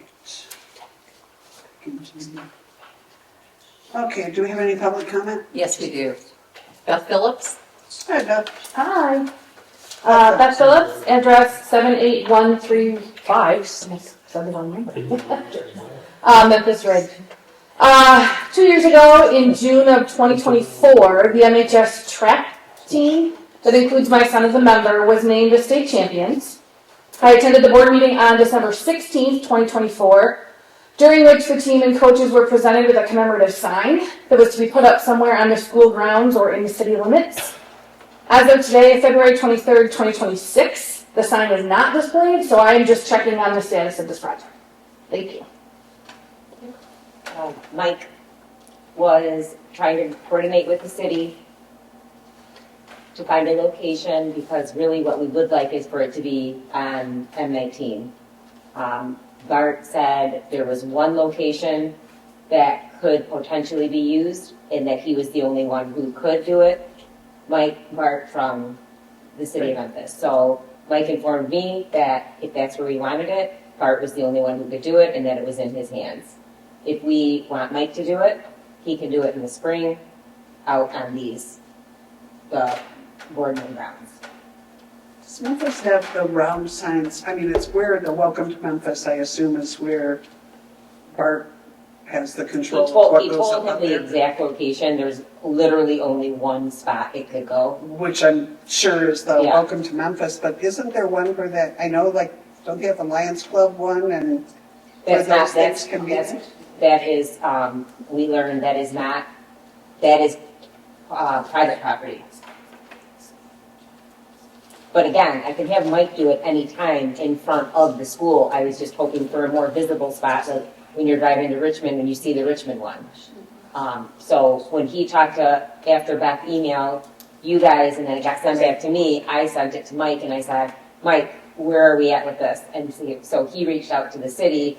Bart got a hold of him and said there's only one location it can go, and if you want it there, I'm the only one who can do it. And that was in the spring, maybe June, May or June of last year.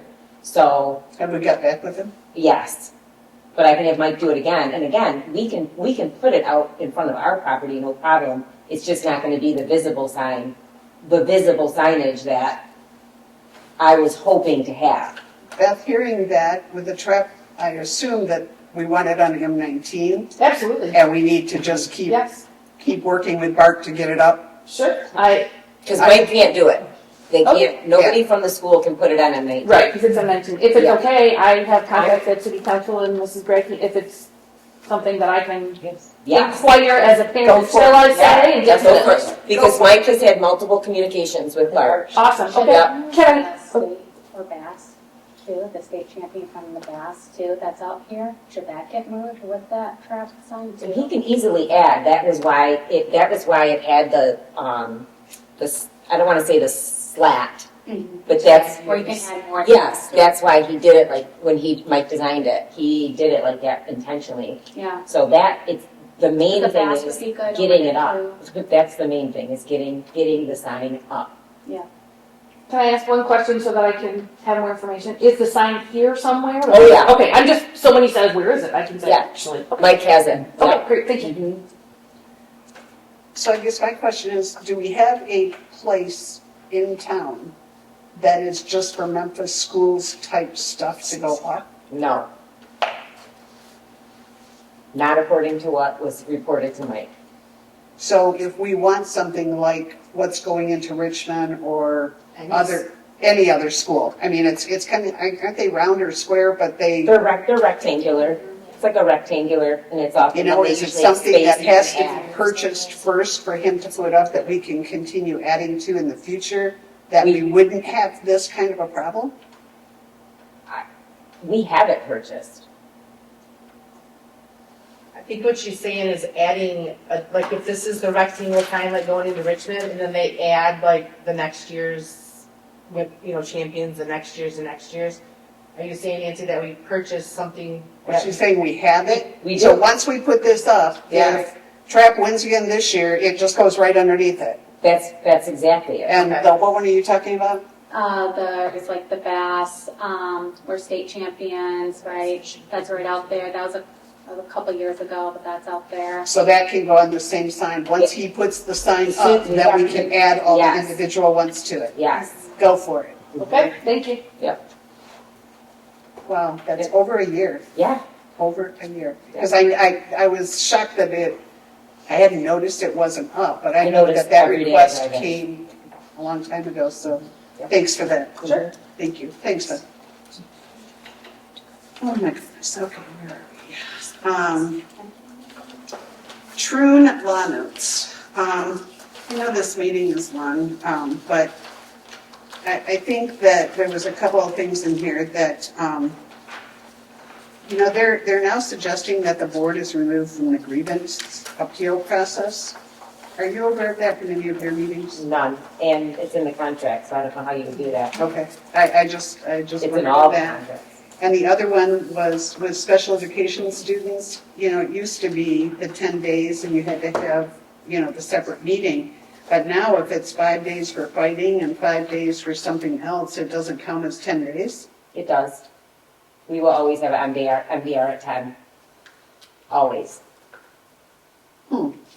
Yeah, because I was shocked when they said that it's not triggered if they did not have a pattern of behavior. I think that Jennifer Starr, if we told her that we didn't have it, she she would have a real hard time with that.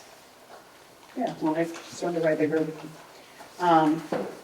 And then, what was the last one? And then the last one, I think, just for all school leaders, the court's message is clear, safety comes first. And that administrators acting in good faith follow established procedures and document the decision-making the law provides robust protection.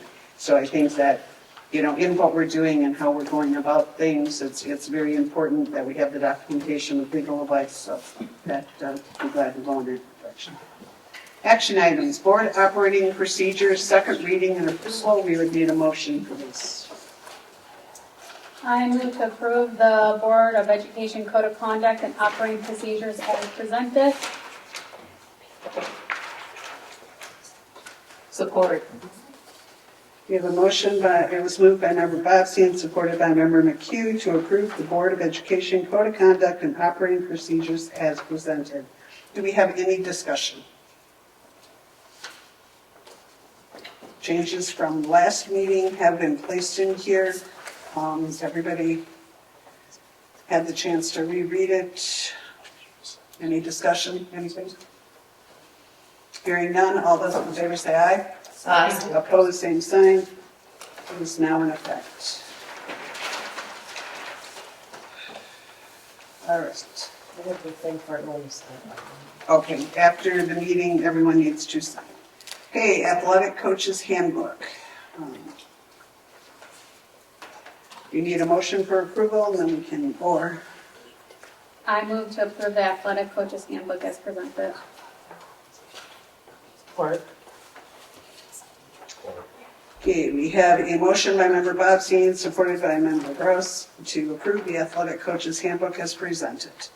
Any discussion? I had a question for Ryan on, where was it? It's just, Number, is it 27? The bottom with if the parents and guardians intend to transport student athletes other than their own child to or from an athletic event, they submit the application for the parent designated volunteer driver form for the district office approval, which is different than what we're doing now. So that used to be the case, and then we switched it to they just had an email, I believe you, and then the parent driving, and the parent that the child from, both parents email you and gets approval, right?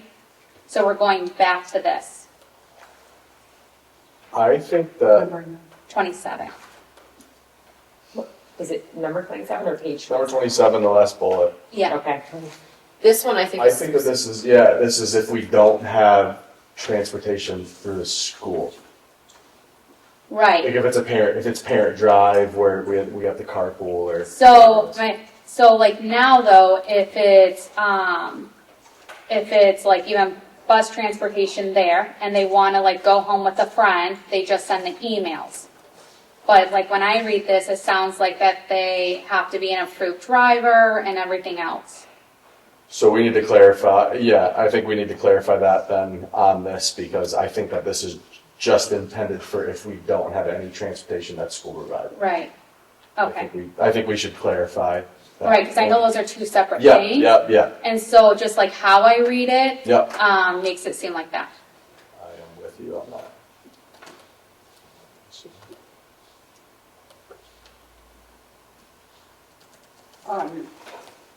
Ryan, what should it say? It needs to read as if there's no school provided transportation, and it's going to be a parent drive situation. Then this application for parent designated volunteer driver needs to be filled out and submitted. That's when they have to provide a copy of their driver's license, Yeah. proof of insurance, and. But what's in it, Amanda? What was inaccurate about it? I'm reading it right now. If there is like bus transportation and they just like and a parents meet us at the event and they want to drive home with that other parent and friend, they Okay. just send email. Both parents. So get it should be a emails. separate bullet is what I'm hearing you say. Yes. Okay. I think if we just differentiate the two. Yeah. And just yeah. put two separate, okay. So So if I just add a note on that to change that? Why don't we just, I'll edit it right now. Okay. So when transportation is provided by the school.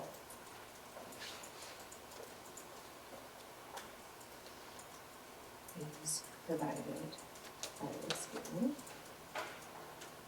to an athletic event.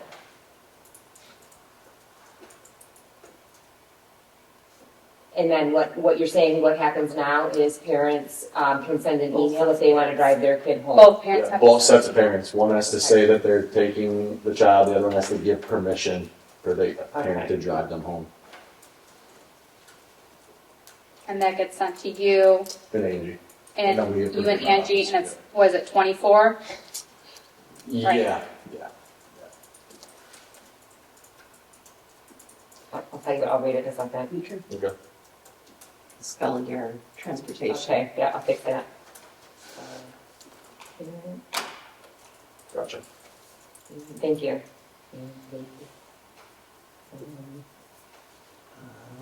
I don't know how you word that. Yeah, how do you do it? Is it both sets of parents? Okay. Yeah. Parents of each child. Okay. Thank you. Let's email the athletic director and the athletic director secretary.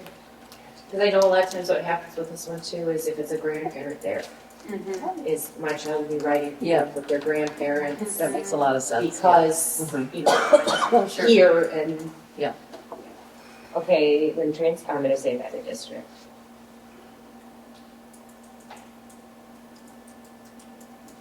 Transportation is provided by the district to an athletic event. If an athlete is not taking the district-provided transportation home, the parents of each child must email the athletic director and the athletic director secretary. For Should you alternative. put coach on there too, so we don't have another situation Yeah, for that the we had return. last week? Yeah, for the return trip. Did you see Yeah. that? Email, Shane, or Return trip. Kelly on that? I'm not sure if I have yet. I don't think so. She was like, I don't even know. I was like, oh, whatever. Coach, Supposed she's to. asking if we want to put the word coach, athletic director, and athletic director secretary for the return trip. Okay, is that what happens now? Yeah, oh, that should, yeah, the coach should be on there too, because Coach. we wouldn't know, and then they're like, oh, I already got approved. Okay. So do you send 3 emails then? Probably all on the same email. Okay. Yeah, So you- put everything in. Coach, athletic director, and athletic director secretary for the return trip home. Okay. Should we put at the very end that as to who will be providing the transportation? Yep. Is it who or whom? Laura has been a bunker. Is it who or whom? It's whom. So, But I think it's whom, Okay. unless it tells me it's whom. Okay.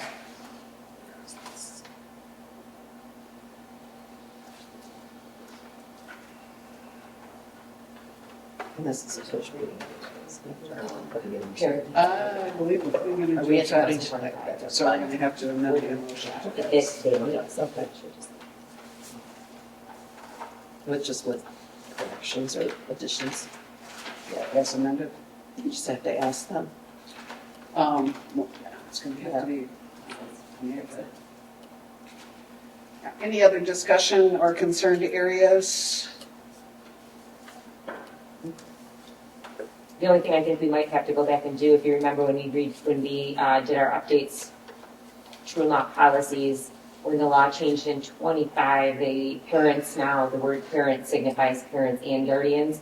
So it is conflicting because now I'm just noticing on this, it says parent/guardians, but when we went through and did all of our updates in 2025, parent/guardians was changed to parents because the law says parents means parents and guardians. Remember that all those updates, every last policy had to be changed. So Why then, don't you do it right now? That's what I'm saying. I didn't want to change it how without. often is it in here? Is it just there? I can do a I think control quite a F. bit, yeah. I can do a control F. Okay, all right.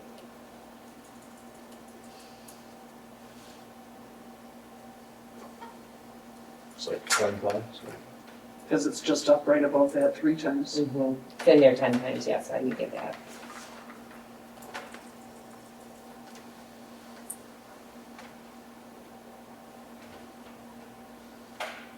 Anything else? I had just one question about fundraising. It used to be that there was only 2 fundraising per team per year, or school function for whatever. Is it unlimited? Adam would be a good one to talk to. Yeah, I know that it was supposed to be 2 per sport per year. That has not been enforced. So I think with athletic directors in the past, not meaning the last couple of years. Like 3, this current administrative team, I think anything that anybody wanted to do has been allowed. I know that we are now enforcing, they have to turn in fundraising, all has to be approved, so I do believe that that is being followed at this point. But, I mean, is that what we want? I mean, I know it limits it in the community. It's a very, very small community for each event to have 2 to 5. Yep. You know, I mean, so I'm just saying, because it's not written that way in the coach's handbook. So I'm just saying limit of 2 per year. I don't, 2 per season. 2 per season, is it? I didn't. Board policy. Some it's of a it board policy.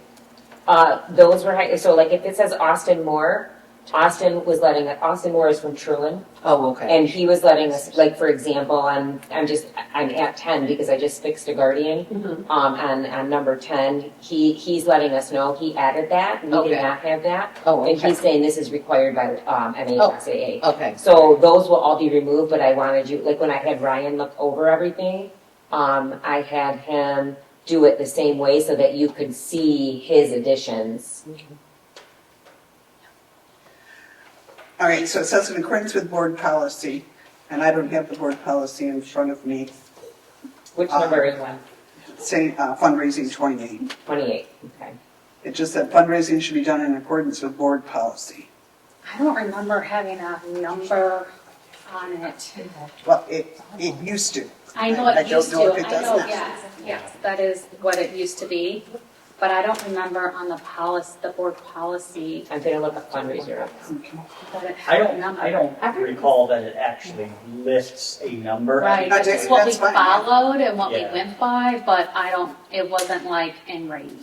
No one's been that upset. I mean, Cheer, I think, has done the most fundraising up to band. But Cheer and band have, I mean, other than that, everyone's been kind of.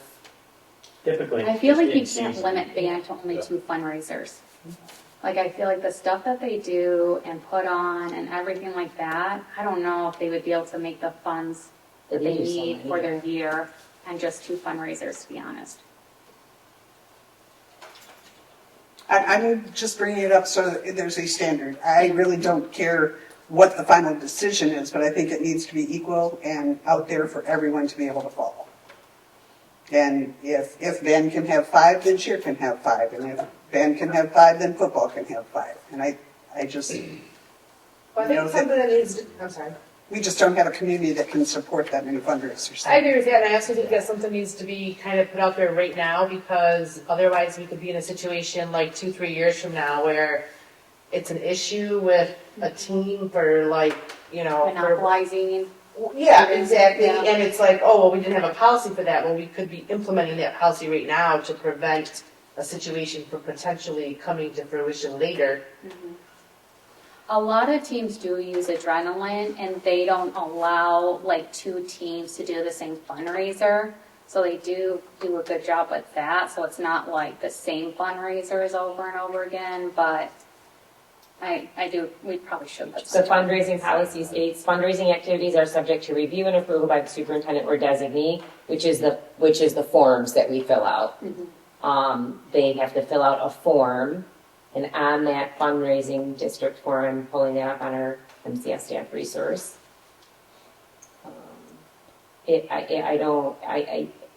My knowledge is it does not say anything on there, but I'm going to do that right now.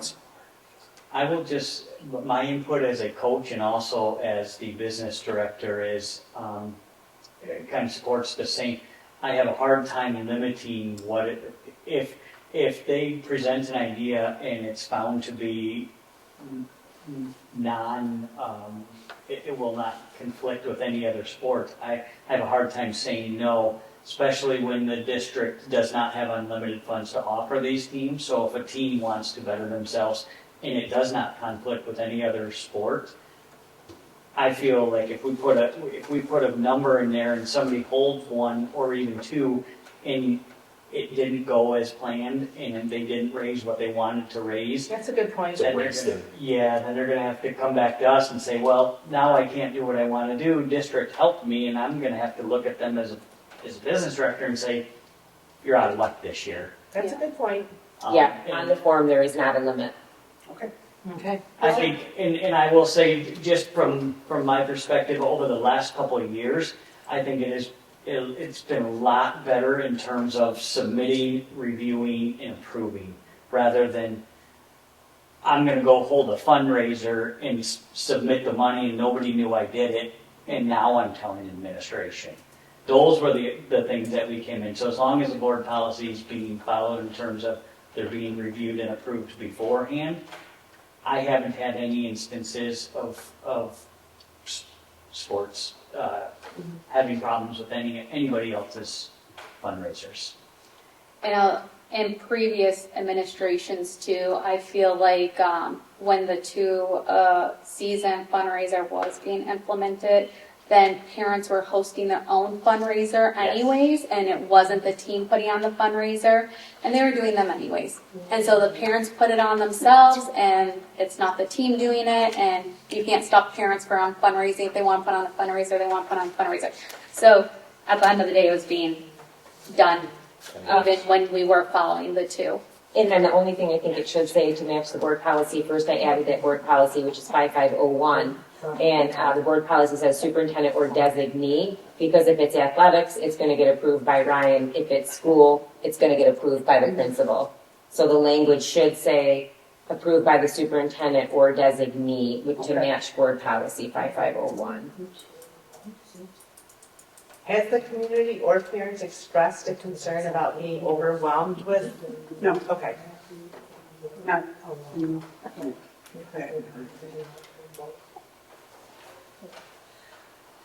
And you can always say, no, I can't do it. I mean, people can say no, if they can't afford it. Like, I'll help you out with the one, but I can't afford it, but. That's true. Just in the last year and a half, I've noticed that it's very creative. Like, not everybody's doing the same thing. Yeah. They're not just all doing. Because you also have like the senior class doing things for the all-night party, and That's true. it's a lot of different The things. junior class for the senior. Yep. A lot of different. Again, I don't think they can make what they need to do for the senior night on two fundraisers either. There's no way. That's what I was What they worried raise about. now, the amount of money that they raise, oof. So to be able to talk to the coaches and say like, how much do you try and fundraise per year? Like what helps you get the things you need for the next season? Like how much are we talking? Like that would be a good thing for me to do, I guess, is to kind of. I have a suggestion under number 30, instead of, it should definitely not be me who's signing all of these. It should be the coach and the volunteer and then the athletic director. Okay. For these coaches' code of conduct after, because these will start, Ryan, these will start with the spring meeting. So. You take them home to this community schools. Yeah. Good.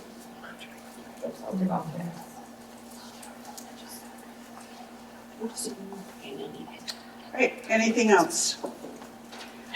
Once again, this is going in as a handbook that is reviewed on a yearly basis, so we are now reviewing it going forth for the remainder of this year, and if something comes up that it has to be re-reviewed, we'll be looking at it again right along with handbooks and the student athletic, student handbook for probably August meeting. It will, yeah. So, Amanda, can you amend your? Yep. I didn't know if we're doing the first and second. I move to approve the amended athletic coaches handbook. And Ms. Gross, do you agree? to approve the amended one, to change the motion to approving her, the motion for the amended. I did. Or is that done all right? Okay. Any further discussion? Hearing none, all those in favor say aye. Aye. Opposed, same sign. And it's done. The next one is board scholarship discussion. It has been a course of action that the school board, each member donates $50 to a scholarship from the board. We are given the applications to review, to which we then pick, everyone picks their top three, and then the one with the most votes is the one that receives that scholarship. So we would just need a motion and support that we are going to continue to approve the board scholarship for the 25-26 school year so that they can put it on the website. Nancy, just to clarify, as a board member, we take $50 out of our own personal pocket and put it into a scholarship? Yes. Yes. And that's why we're bringing it to the table. So it's whether or not we want to continue that practice.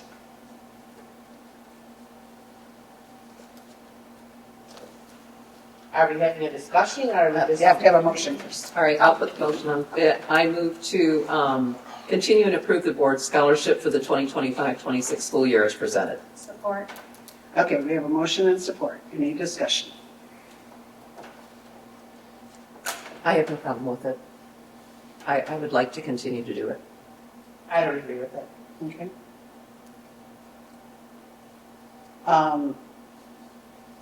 It would be a vote. And you have anything to add to it or think about it? At one point, it was picking people going into education. I think we veered away from that and went into a community service. Usually it was either health or education, or usually was what it was. So, and I'm not, if we're supporting it, you can't make anyone donate the money. So we would just continue it, and I guess if a board member chose not to, that would be That's fine. And that's it would be just a different amount. So we can go that way. All right, so we have a motion and support. Is there any other discussion? Hearing none, all those in favor say aye. Aye.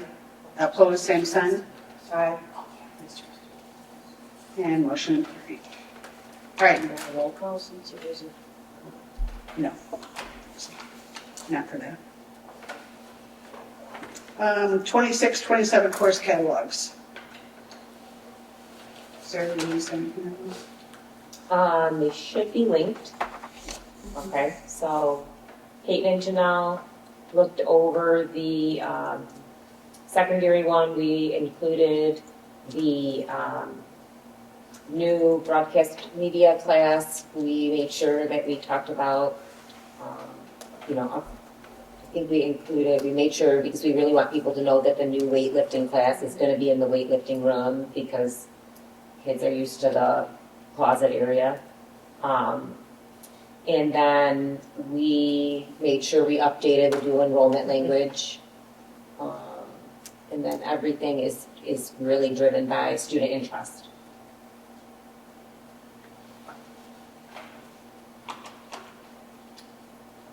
So just, for now, these will be the two catalogs that will go out for the development of student schedules for next school year. Correct. Nothing changed with elementary, doesn't look like? No. I think they changed Makerspace. I think it was just library and STEM last time. I'm not sure Makerspace was in Was there. on there? Okay. But that, and I don't know, I don't think, it Yeah, but doesn't that's matter, changed. but I don't. And then this is just a random question. Are we consider, I know the sixth grade is a weird year. Next year, the fifth graders going to sixth grade. Are we considering them elementary still, or are we considering them junior high? Anybody in that building is elementary. Okay. They can still participate in junior high sports, but they are considered elementary. Correct. Okay. The change with the library STEM makerspace is that it was library on one line and then STEM/makerspace on another line. Oh, okay. But really it's Mrs. Kuhn changing between library and STEM/makerspace through the week. So it's not the same special, So we just combined them into one line. So computers isn't on here anymore, so is she doing computers now, or is that just part of stuff? I think it's press stuff. Right, do we have a motion to approve? I move to approve the elementary and junior senior high school course catalogs for the 2026-27 school year as presented. Support. All right, we have a motion and support to approve the course catalogs for elementary and junior high. Any further discussion? Hearing none, all those in favor say aye. Aye. Opposed, same sign. All right, next one, we have two MASB Board of Directors. The names are incorrect on here. The two people that are running, there you go, are James Johnson, who is from Carmen Ainsworth Community Schools. Most of you probably got a letter from him in the past few days. He would be the incumbent. He's in the Genesee area. And he is in the Genesee, Carmen Ainsworth. And then Richard Hill was from Lapeer Community Schools, and he is, I believe, new. I'm not 100% because we didn't receive anything from him, but in looking him up, it was new. So we need to make a motion and support as a board either James Johnson or Richard Hill for the Region 5 3-year term.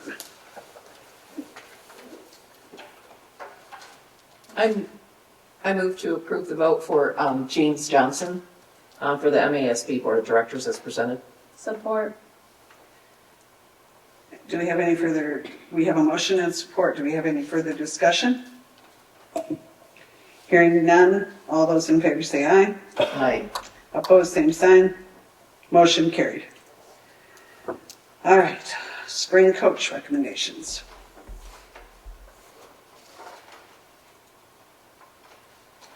Everybody have a link to the spring coach recommendations.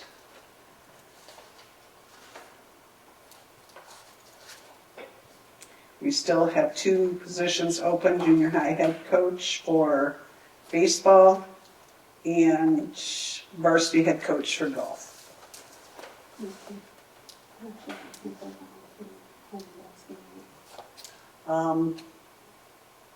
Four can do it. Four is enough, correct? I'm sorry. Josh is on there, or do we vote without that? Can, Oh, you can't. Right. but is four? Four's enough, that's still, We are going that to, should be good. okay, yes. All right, do we have a motion? I move to approve the 2025-26 spring coaches recommendations as presented. Support. We have a motion and support. Do we have any discussion? Ryan, are most of these new or are they returning? A lot of them are returning. Track is returning. These are cross country in the fall. Okay. But a lot of them are returning or just moving positions within, but yeah, a lot of them returning. Question, does soccer actually have a varsity assistant coach position for MEA? I didn't think so, that's a volunteer. Okay. Yeah, and he never, Rory never has. You just No, I think it's a. Is it in there for? Position. It's a position. But it's not spaced out. Yeah, okay. I couldn't remember if it's an actual position or not, or if it's just a volunteer. All right. We have a motion and support. All those in favor say aye. Aye. Opposed, same sign. Abstain.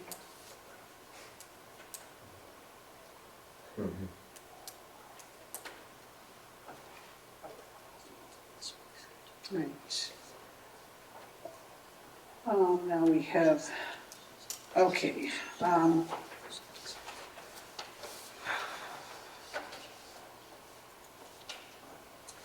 Okay, we need a discussion, and this is a procedure that's being followed.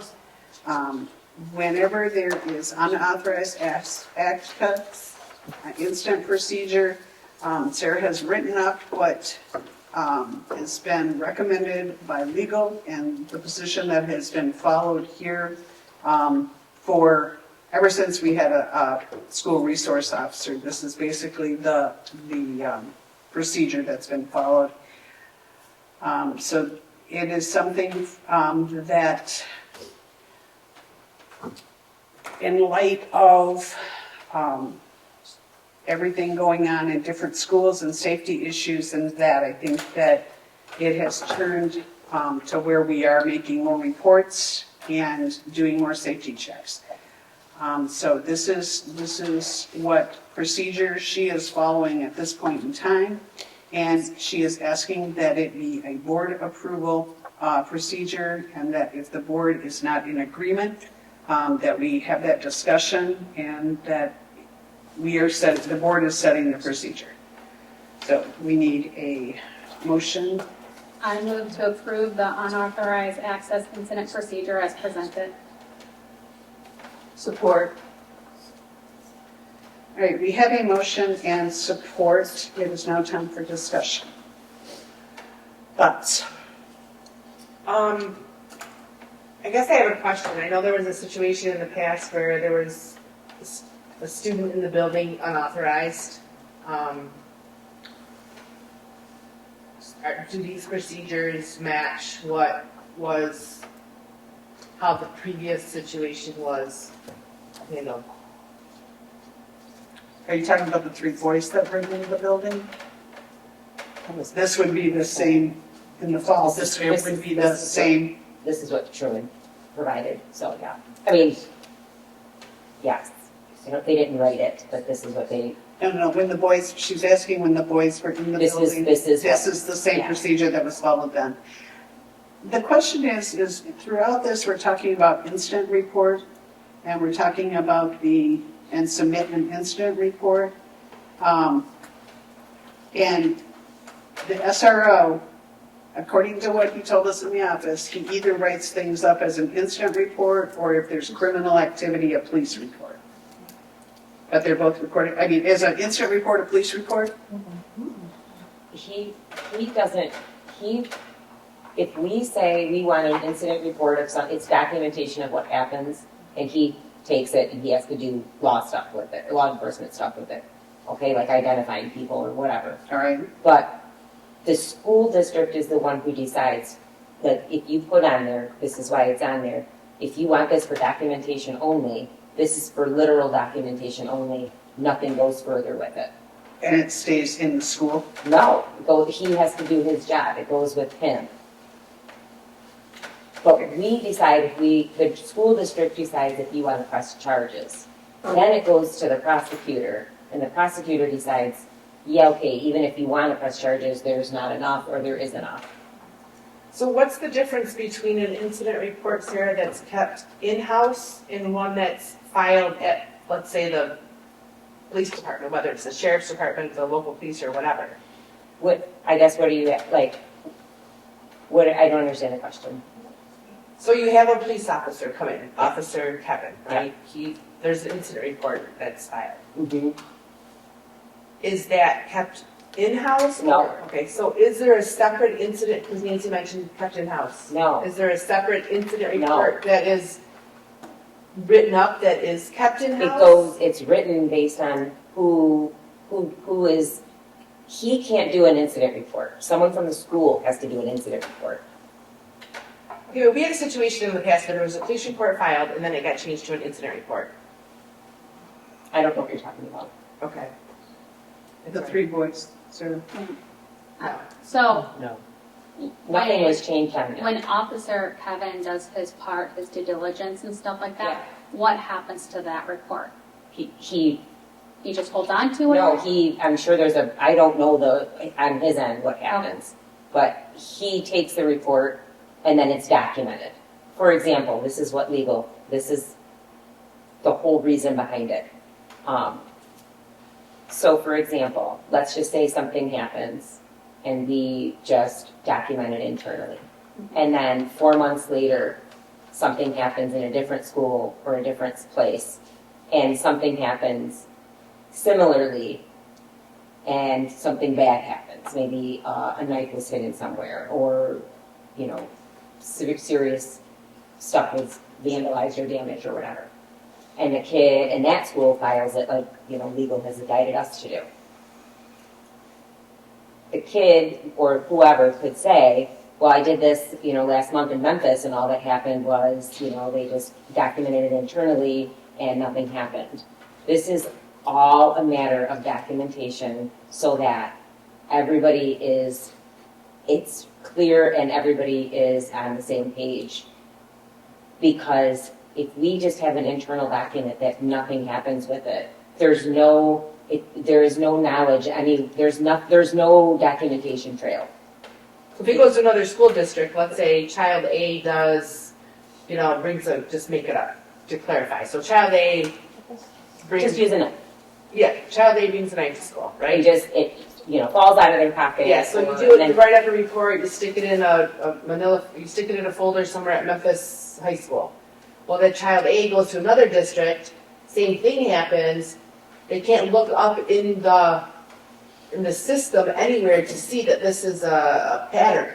So if it's, correct me if I'm wrong, that's what you're saying, correct? This is how it was described to me. So if you have a police report, let's say, that's brought together, there's no charges, it's basically an incident report at that point. It's just saying this happened, these are the people involved, etc. Then the police officer files it electronically in whatever system they use, so that the child A goes to the next district, has another problem with the knife, that district calls the police, even in a different department, looks it up, oh, this child had the same thing happen in Memphis. So now you see a pattern of behavior that, I think that's what you're saying, correct? That's how it was described to me. Correct. And then it was also described, should you not do that, you could be liable for not, following their guidance. Again, I just want to be told what to do. Right. And I will follow whatever, So I guess my question is then, just so that we have complete transparency, because this becomes a procedure that's followed, and then it would be followed every time for any incident exactly the same way. So should it be the step 3 under roles and responsibilities, the SRO receives and using incident report files police report? They log the incident report. It's literally what they do. They log the incident report. Is that called a police report then? I was told incident report. I thought an incident report was just a statement of what happened, and like a police report was kind of like an investigation. Maybe I'm wrong, but that's what my understanding. That'd be my understanding. Well, we went through this already with a similar, I think you and I are on the same, the same thing. Yeah. We went through this with a situation. Well, I know that, and that's why I'm trying to ask the question. Okay. So, in the situation that we're all thinking of, the police report, correct me if I'm wrong, Amanda, but it was explained that this was a report taken by the police officer, Mr. Kevin, and it was explained to us this was an incident report. Now it's still filed but nothing will be done with it because we're not going to trial or anything. But it was still filed, but it wasn't, the sheet of paper with all the information on it was filed by Kevin, but it was filed as an incident report rather than a police report, but it was still filed in the police database. Is that how you understood what was happening at that time? No, I thought it was just internal with the school. I didn't realize that it was even being filed in the police database. But I mean, it makes sense. I took Makes it, sense maybe now. maybe we didn't clarify enough at that time. Yeah. But I took it to mean that Kevin's report, almost like not like there's a box at the top, right? I'm not making this up, kind of. Okay, police report, incident report. It gets filed the same way, but it's an incident report. There's no charges being brought. There's no anything being brought. There's no investigation. There's no investigation. We're just putting this on file to say this happened, and in case. Like we talked about with student with the knives. And that's what I thought happened with the last time we were in a situation with a police report versus an incident report. And we made sure it was an incident report. And I was under the understanding it was being filed with, Kevin was filing it with. But not saying it was criminal activity. Correct. Not saying that, no, I'm gonna clarify you. Not saying that in that situation, yes, no criminal activity. However, even in the event that someone engaged in a criminal activity, whatever, we're not taking charges against this. We're just saying this happened, but we're not doing anything with it in terms of charges or anything like that. That's the way I understand it. And the other question I want to bring back to the table is, there was a situation about 2 years ago where there was a student in the elementary, when that student wasn't supposed to be in the elementary, and I wasn't on the board, so I guess, does anyone here know what happened with that student in terms of an incident report, a police report, or anything like that? I mean, can you speak for that, Sarah, or no? I can, but I'm not going to speak at a public meeting. No. Oh, okay, I respect The that. same procedure has pretty much been followed any time with reporting unauthorized access. It's just never been written down. And I think what Sarah's asking for now is that what we want our administrative staff to do is basically what has been being done and what is being recommended by legal counsel. So that's where we're at. So, any other discussion? So, I guess we need to clarify then do you feel clear, Amanda, on the difference now between? Not necessarily, I guess. It feels like the incident report is the same as a police report, maybe. I don't know. Maybe I'm not understanding it either. The difference. I know that's the terminology that legal gave you. Yeah. And they said anytime the district does not want to pursue it any further, you have to improve and you have to include on there, this for documentation only, no further action requested by the district. Okay. Well, and if damage was done and you did want to pursue and go further, how does that change, I guess, in wording of this? The only thing that would change is that statement would not be included. Okay. So for example, let's just say $5,000 of cupboards were ripped off of a wall. Mm-hmm. Okay. We would absolutely be wanting that. which we've done. Right. We have done that before in a different scenario, Right. but not enough. We've done that before. Right. So everything has to be documented, whether or not you want to have, because that's the piece at maybe not communicating clearly. The prosecuting attorney's office is the entity that decides if they are going to pursue it. Right. So a district can request if there's severe damage, like in the case of, let's just say Spray paint. anything, right? The district can request that the prosecuting attorney pursue it. It's still not our call if that happens. But we can explicitly state this is for documentation purposes only. No further action requested. And nothing. It doesn't even go to the prosecuting attorney. That's the difference. Okay. And if you prefer it to just be an internal document, that's how you want it done. I'm good with that, but you just need to have it very clear so that, for example, when I'm not here, there's a place for it. Otherwise, whoever is in my spot leaves, and you lose all the files. You know what I'm saying? I don't know if we should change that, if that's not what our legal counsel is telling us to do. Yeah, I can tell you that any instance where that would happen, I would always consult with them first. Yeah. Always. And the response has been, it is documented with your SRO. If you don't have SRO, you call the law enforcement. They document it, and you clearly put on there, this is for documentation purposes only, no further action requested. Okay. Again, I'm good with just an internal documentation. I just want, because otherwise, I'm going against legal's advice. I'm not doing that without this board in a minute, in their public minute, saying that's what they want me to do. Then I can do it and say, look, at this meeting at this time, the board voted for this. I'm comfortable with this procedure. I think just like the previous situations, what kind of threw me off, just the wording and confused me on that of it. But I am comfortable with this procedure, and especially since it's coming from legal and everything like that, I'm comfortable with it. I guess I was just a little thrown off about the certain wording and stuff like that, kind of my understanding of what was what from previous things. Would you feel, I mean, I could even make it more explicit and say, for instances where it's just for documentation purposes, and then have it labeled. That's up to you. I feel like when you have on here and like on 4, number 3, determine corrective actions are needed, I feel like that is your call, and that's where it kind of covers that. Mm-hmm. That you decide whether this is documentation only, or you decide whether corrective action needs to be, and I kind of feel like that covers that. I do too.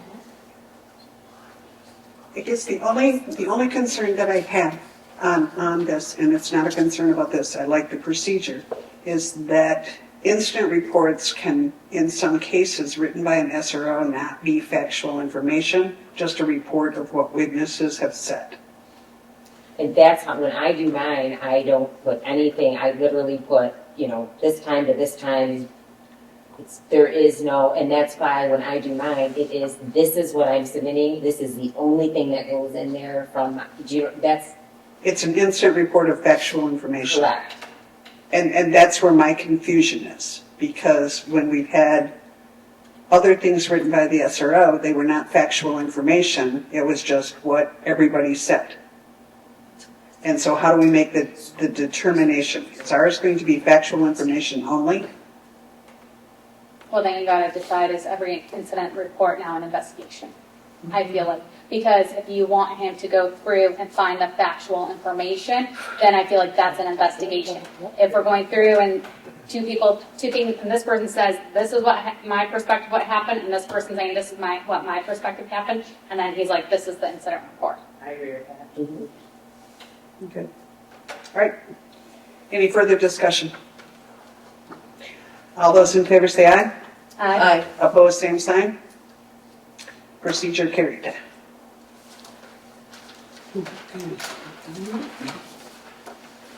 Is there any need for closed session? Oh, superintendent comments. I just wanted to point out, you guys can all read my reports at time, but if you take a moment, I did Karen's video. She did a phenomenal job of highlighting what makes the elementary so special. And that's been boosted and paid for between myself and Alexis. Right here. It's lovely. And then at our last admin meeting, Janelle and I talked, and she's going to work with some folks at the junior senior high to get one for the junior senior high as well, because there's a lot of great things happening and they need to be accentuated.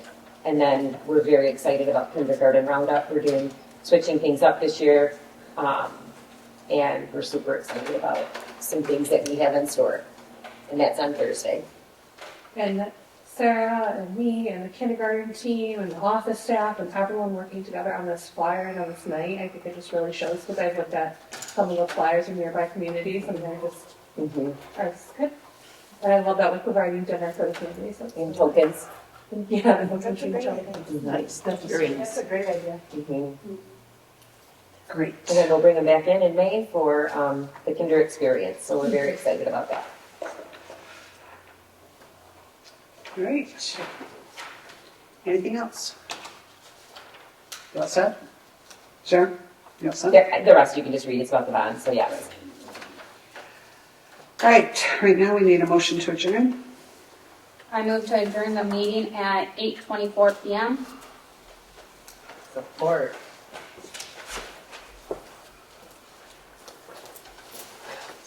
Yeah, we have a motion and support. All those in favor say aye. Aye. Opposed, same sign. And it did get a little long tonight because we had 2 months worth of reports instead of one. And so great presentation. yeah, but just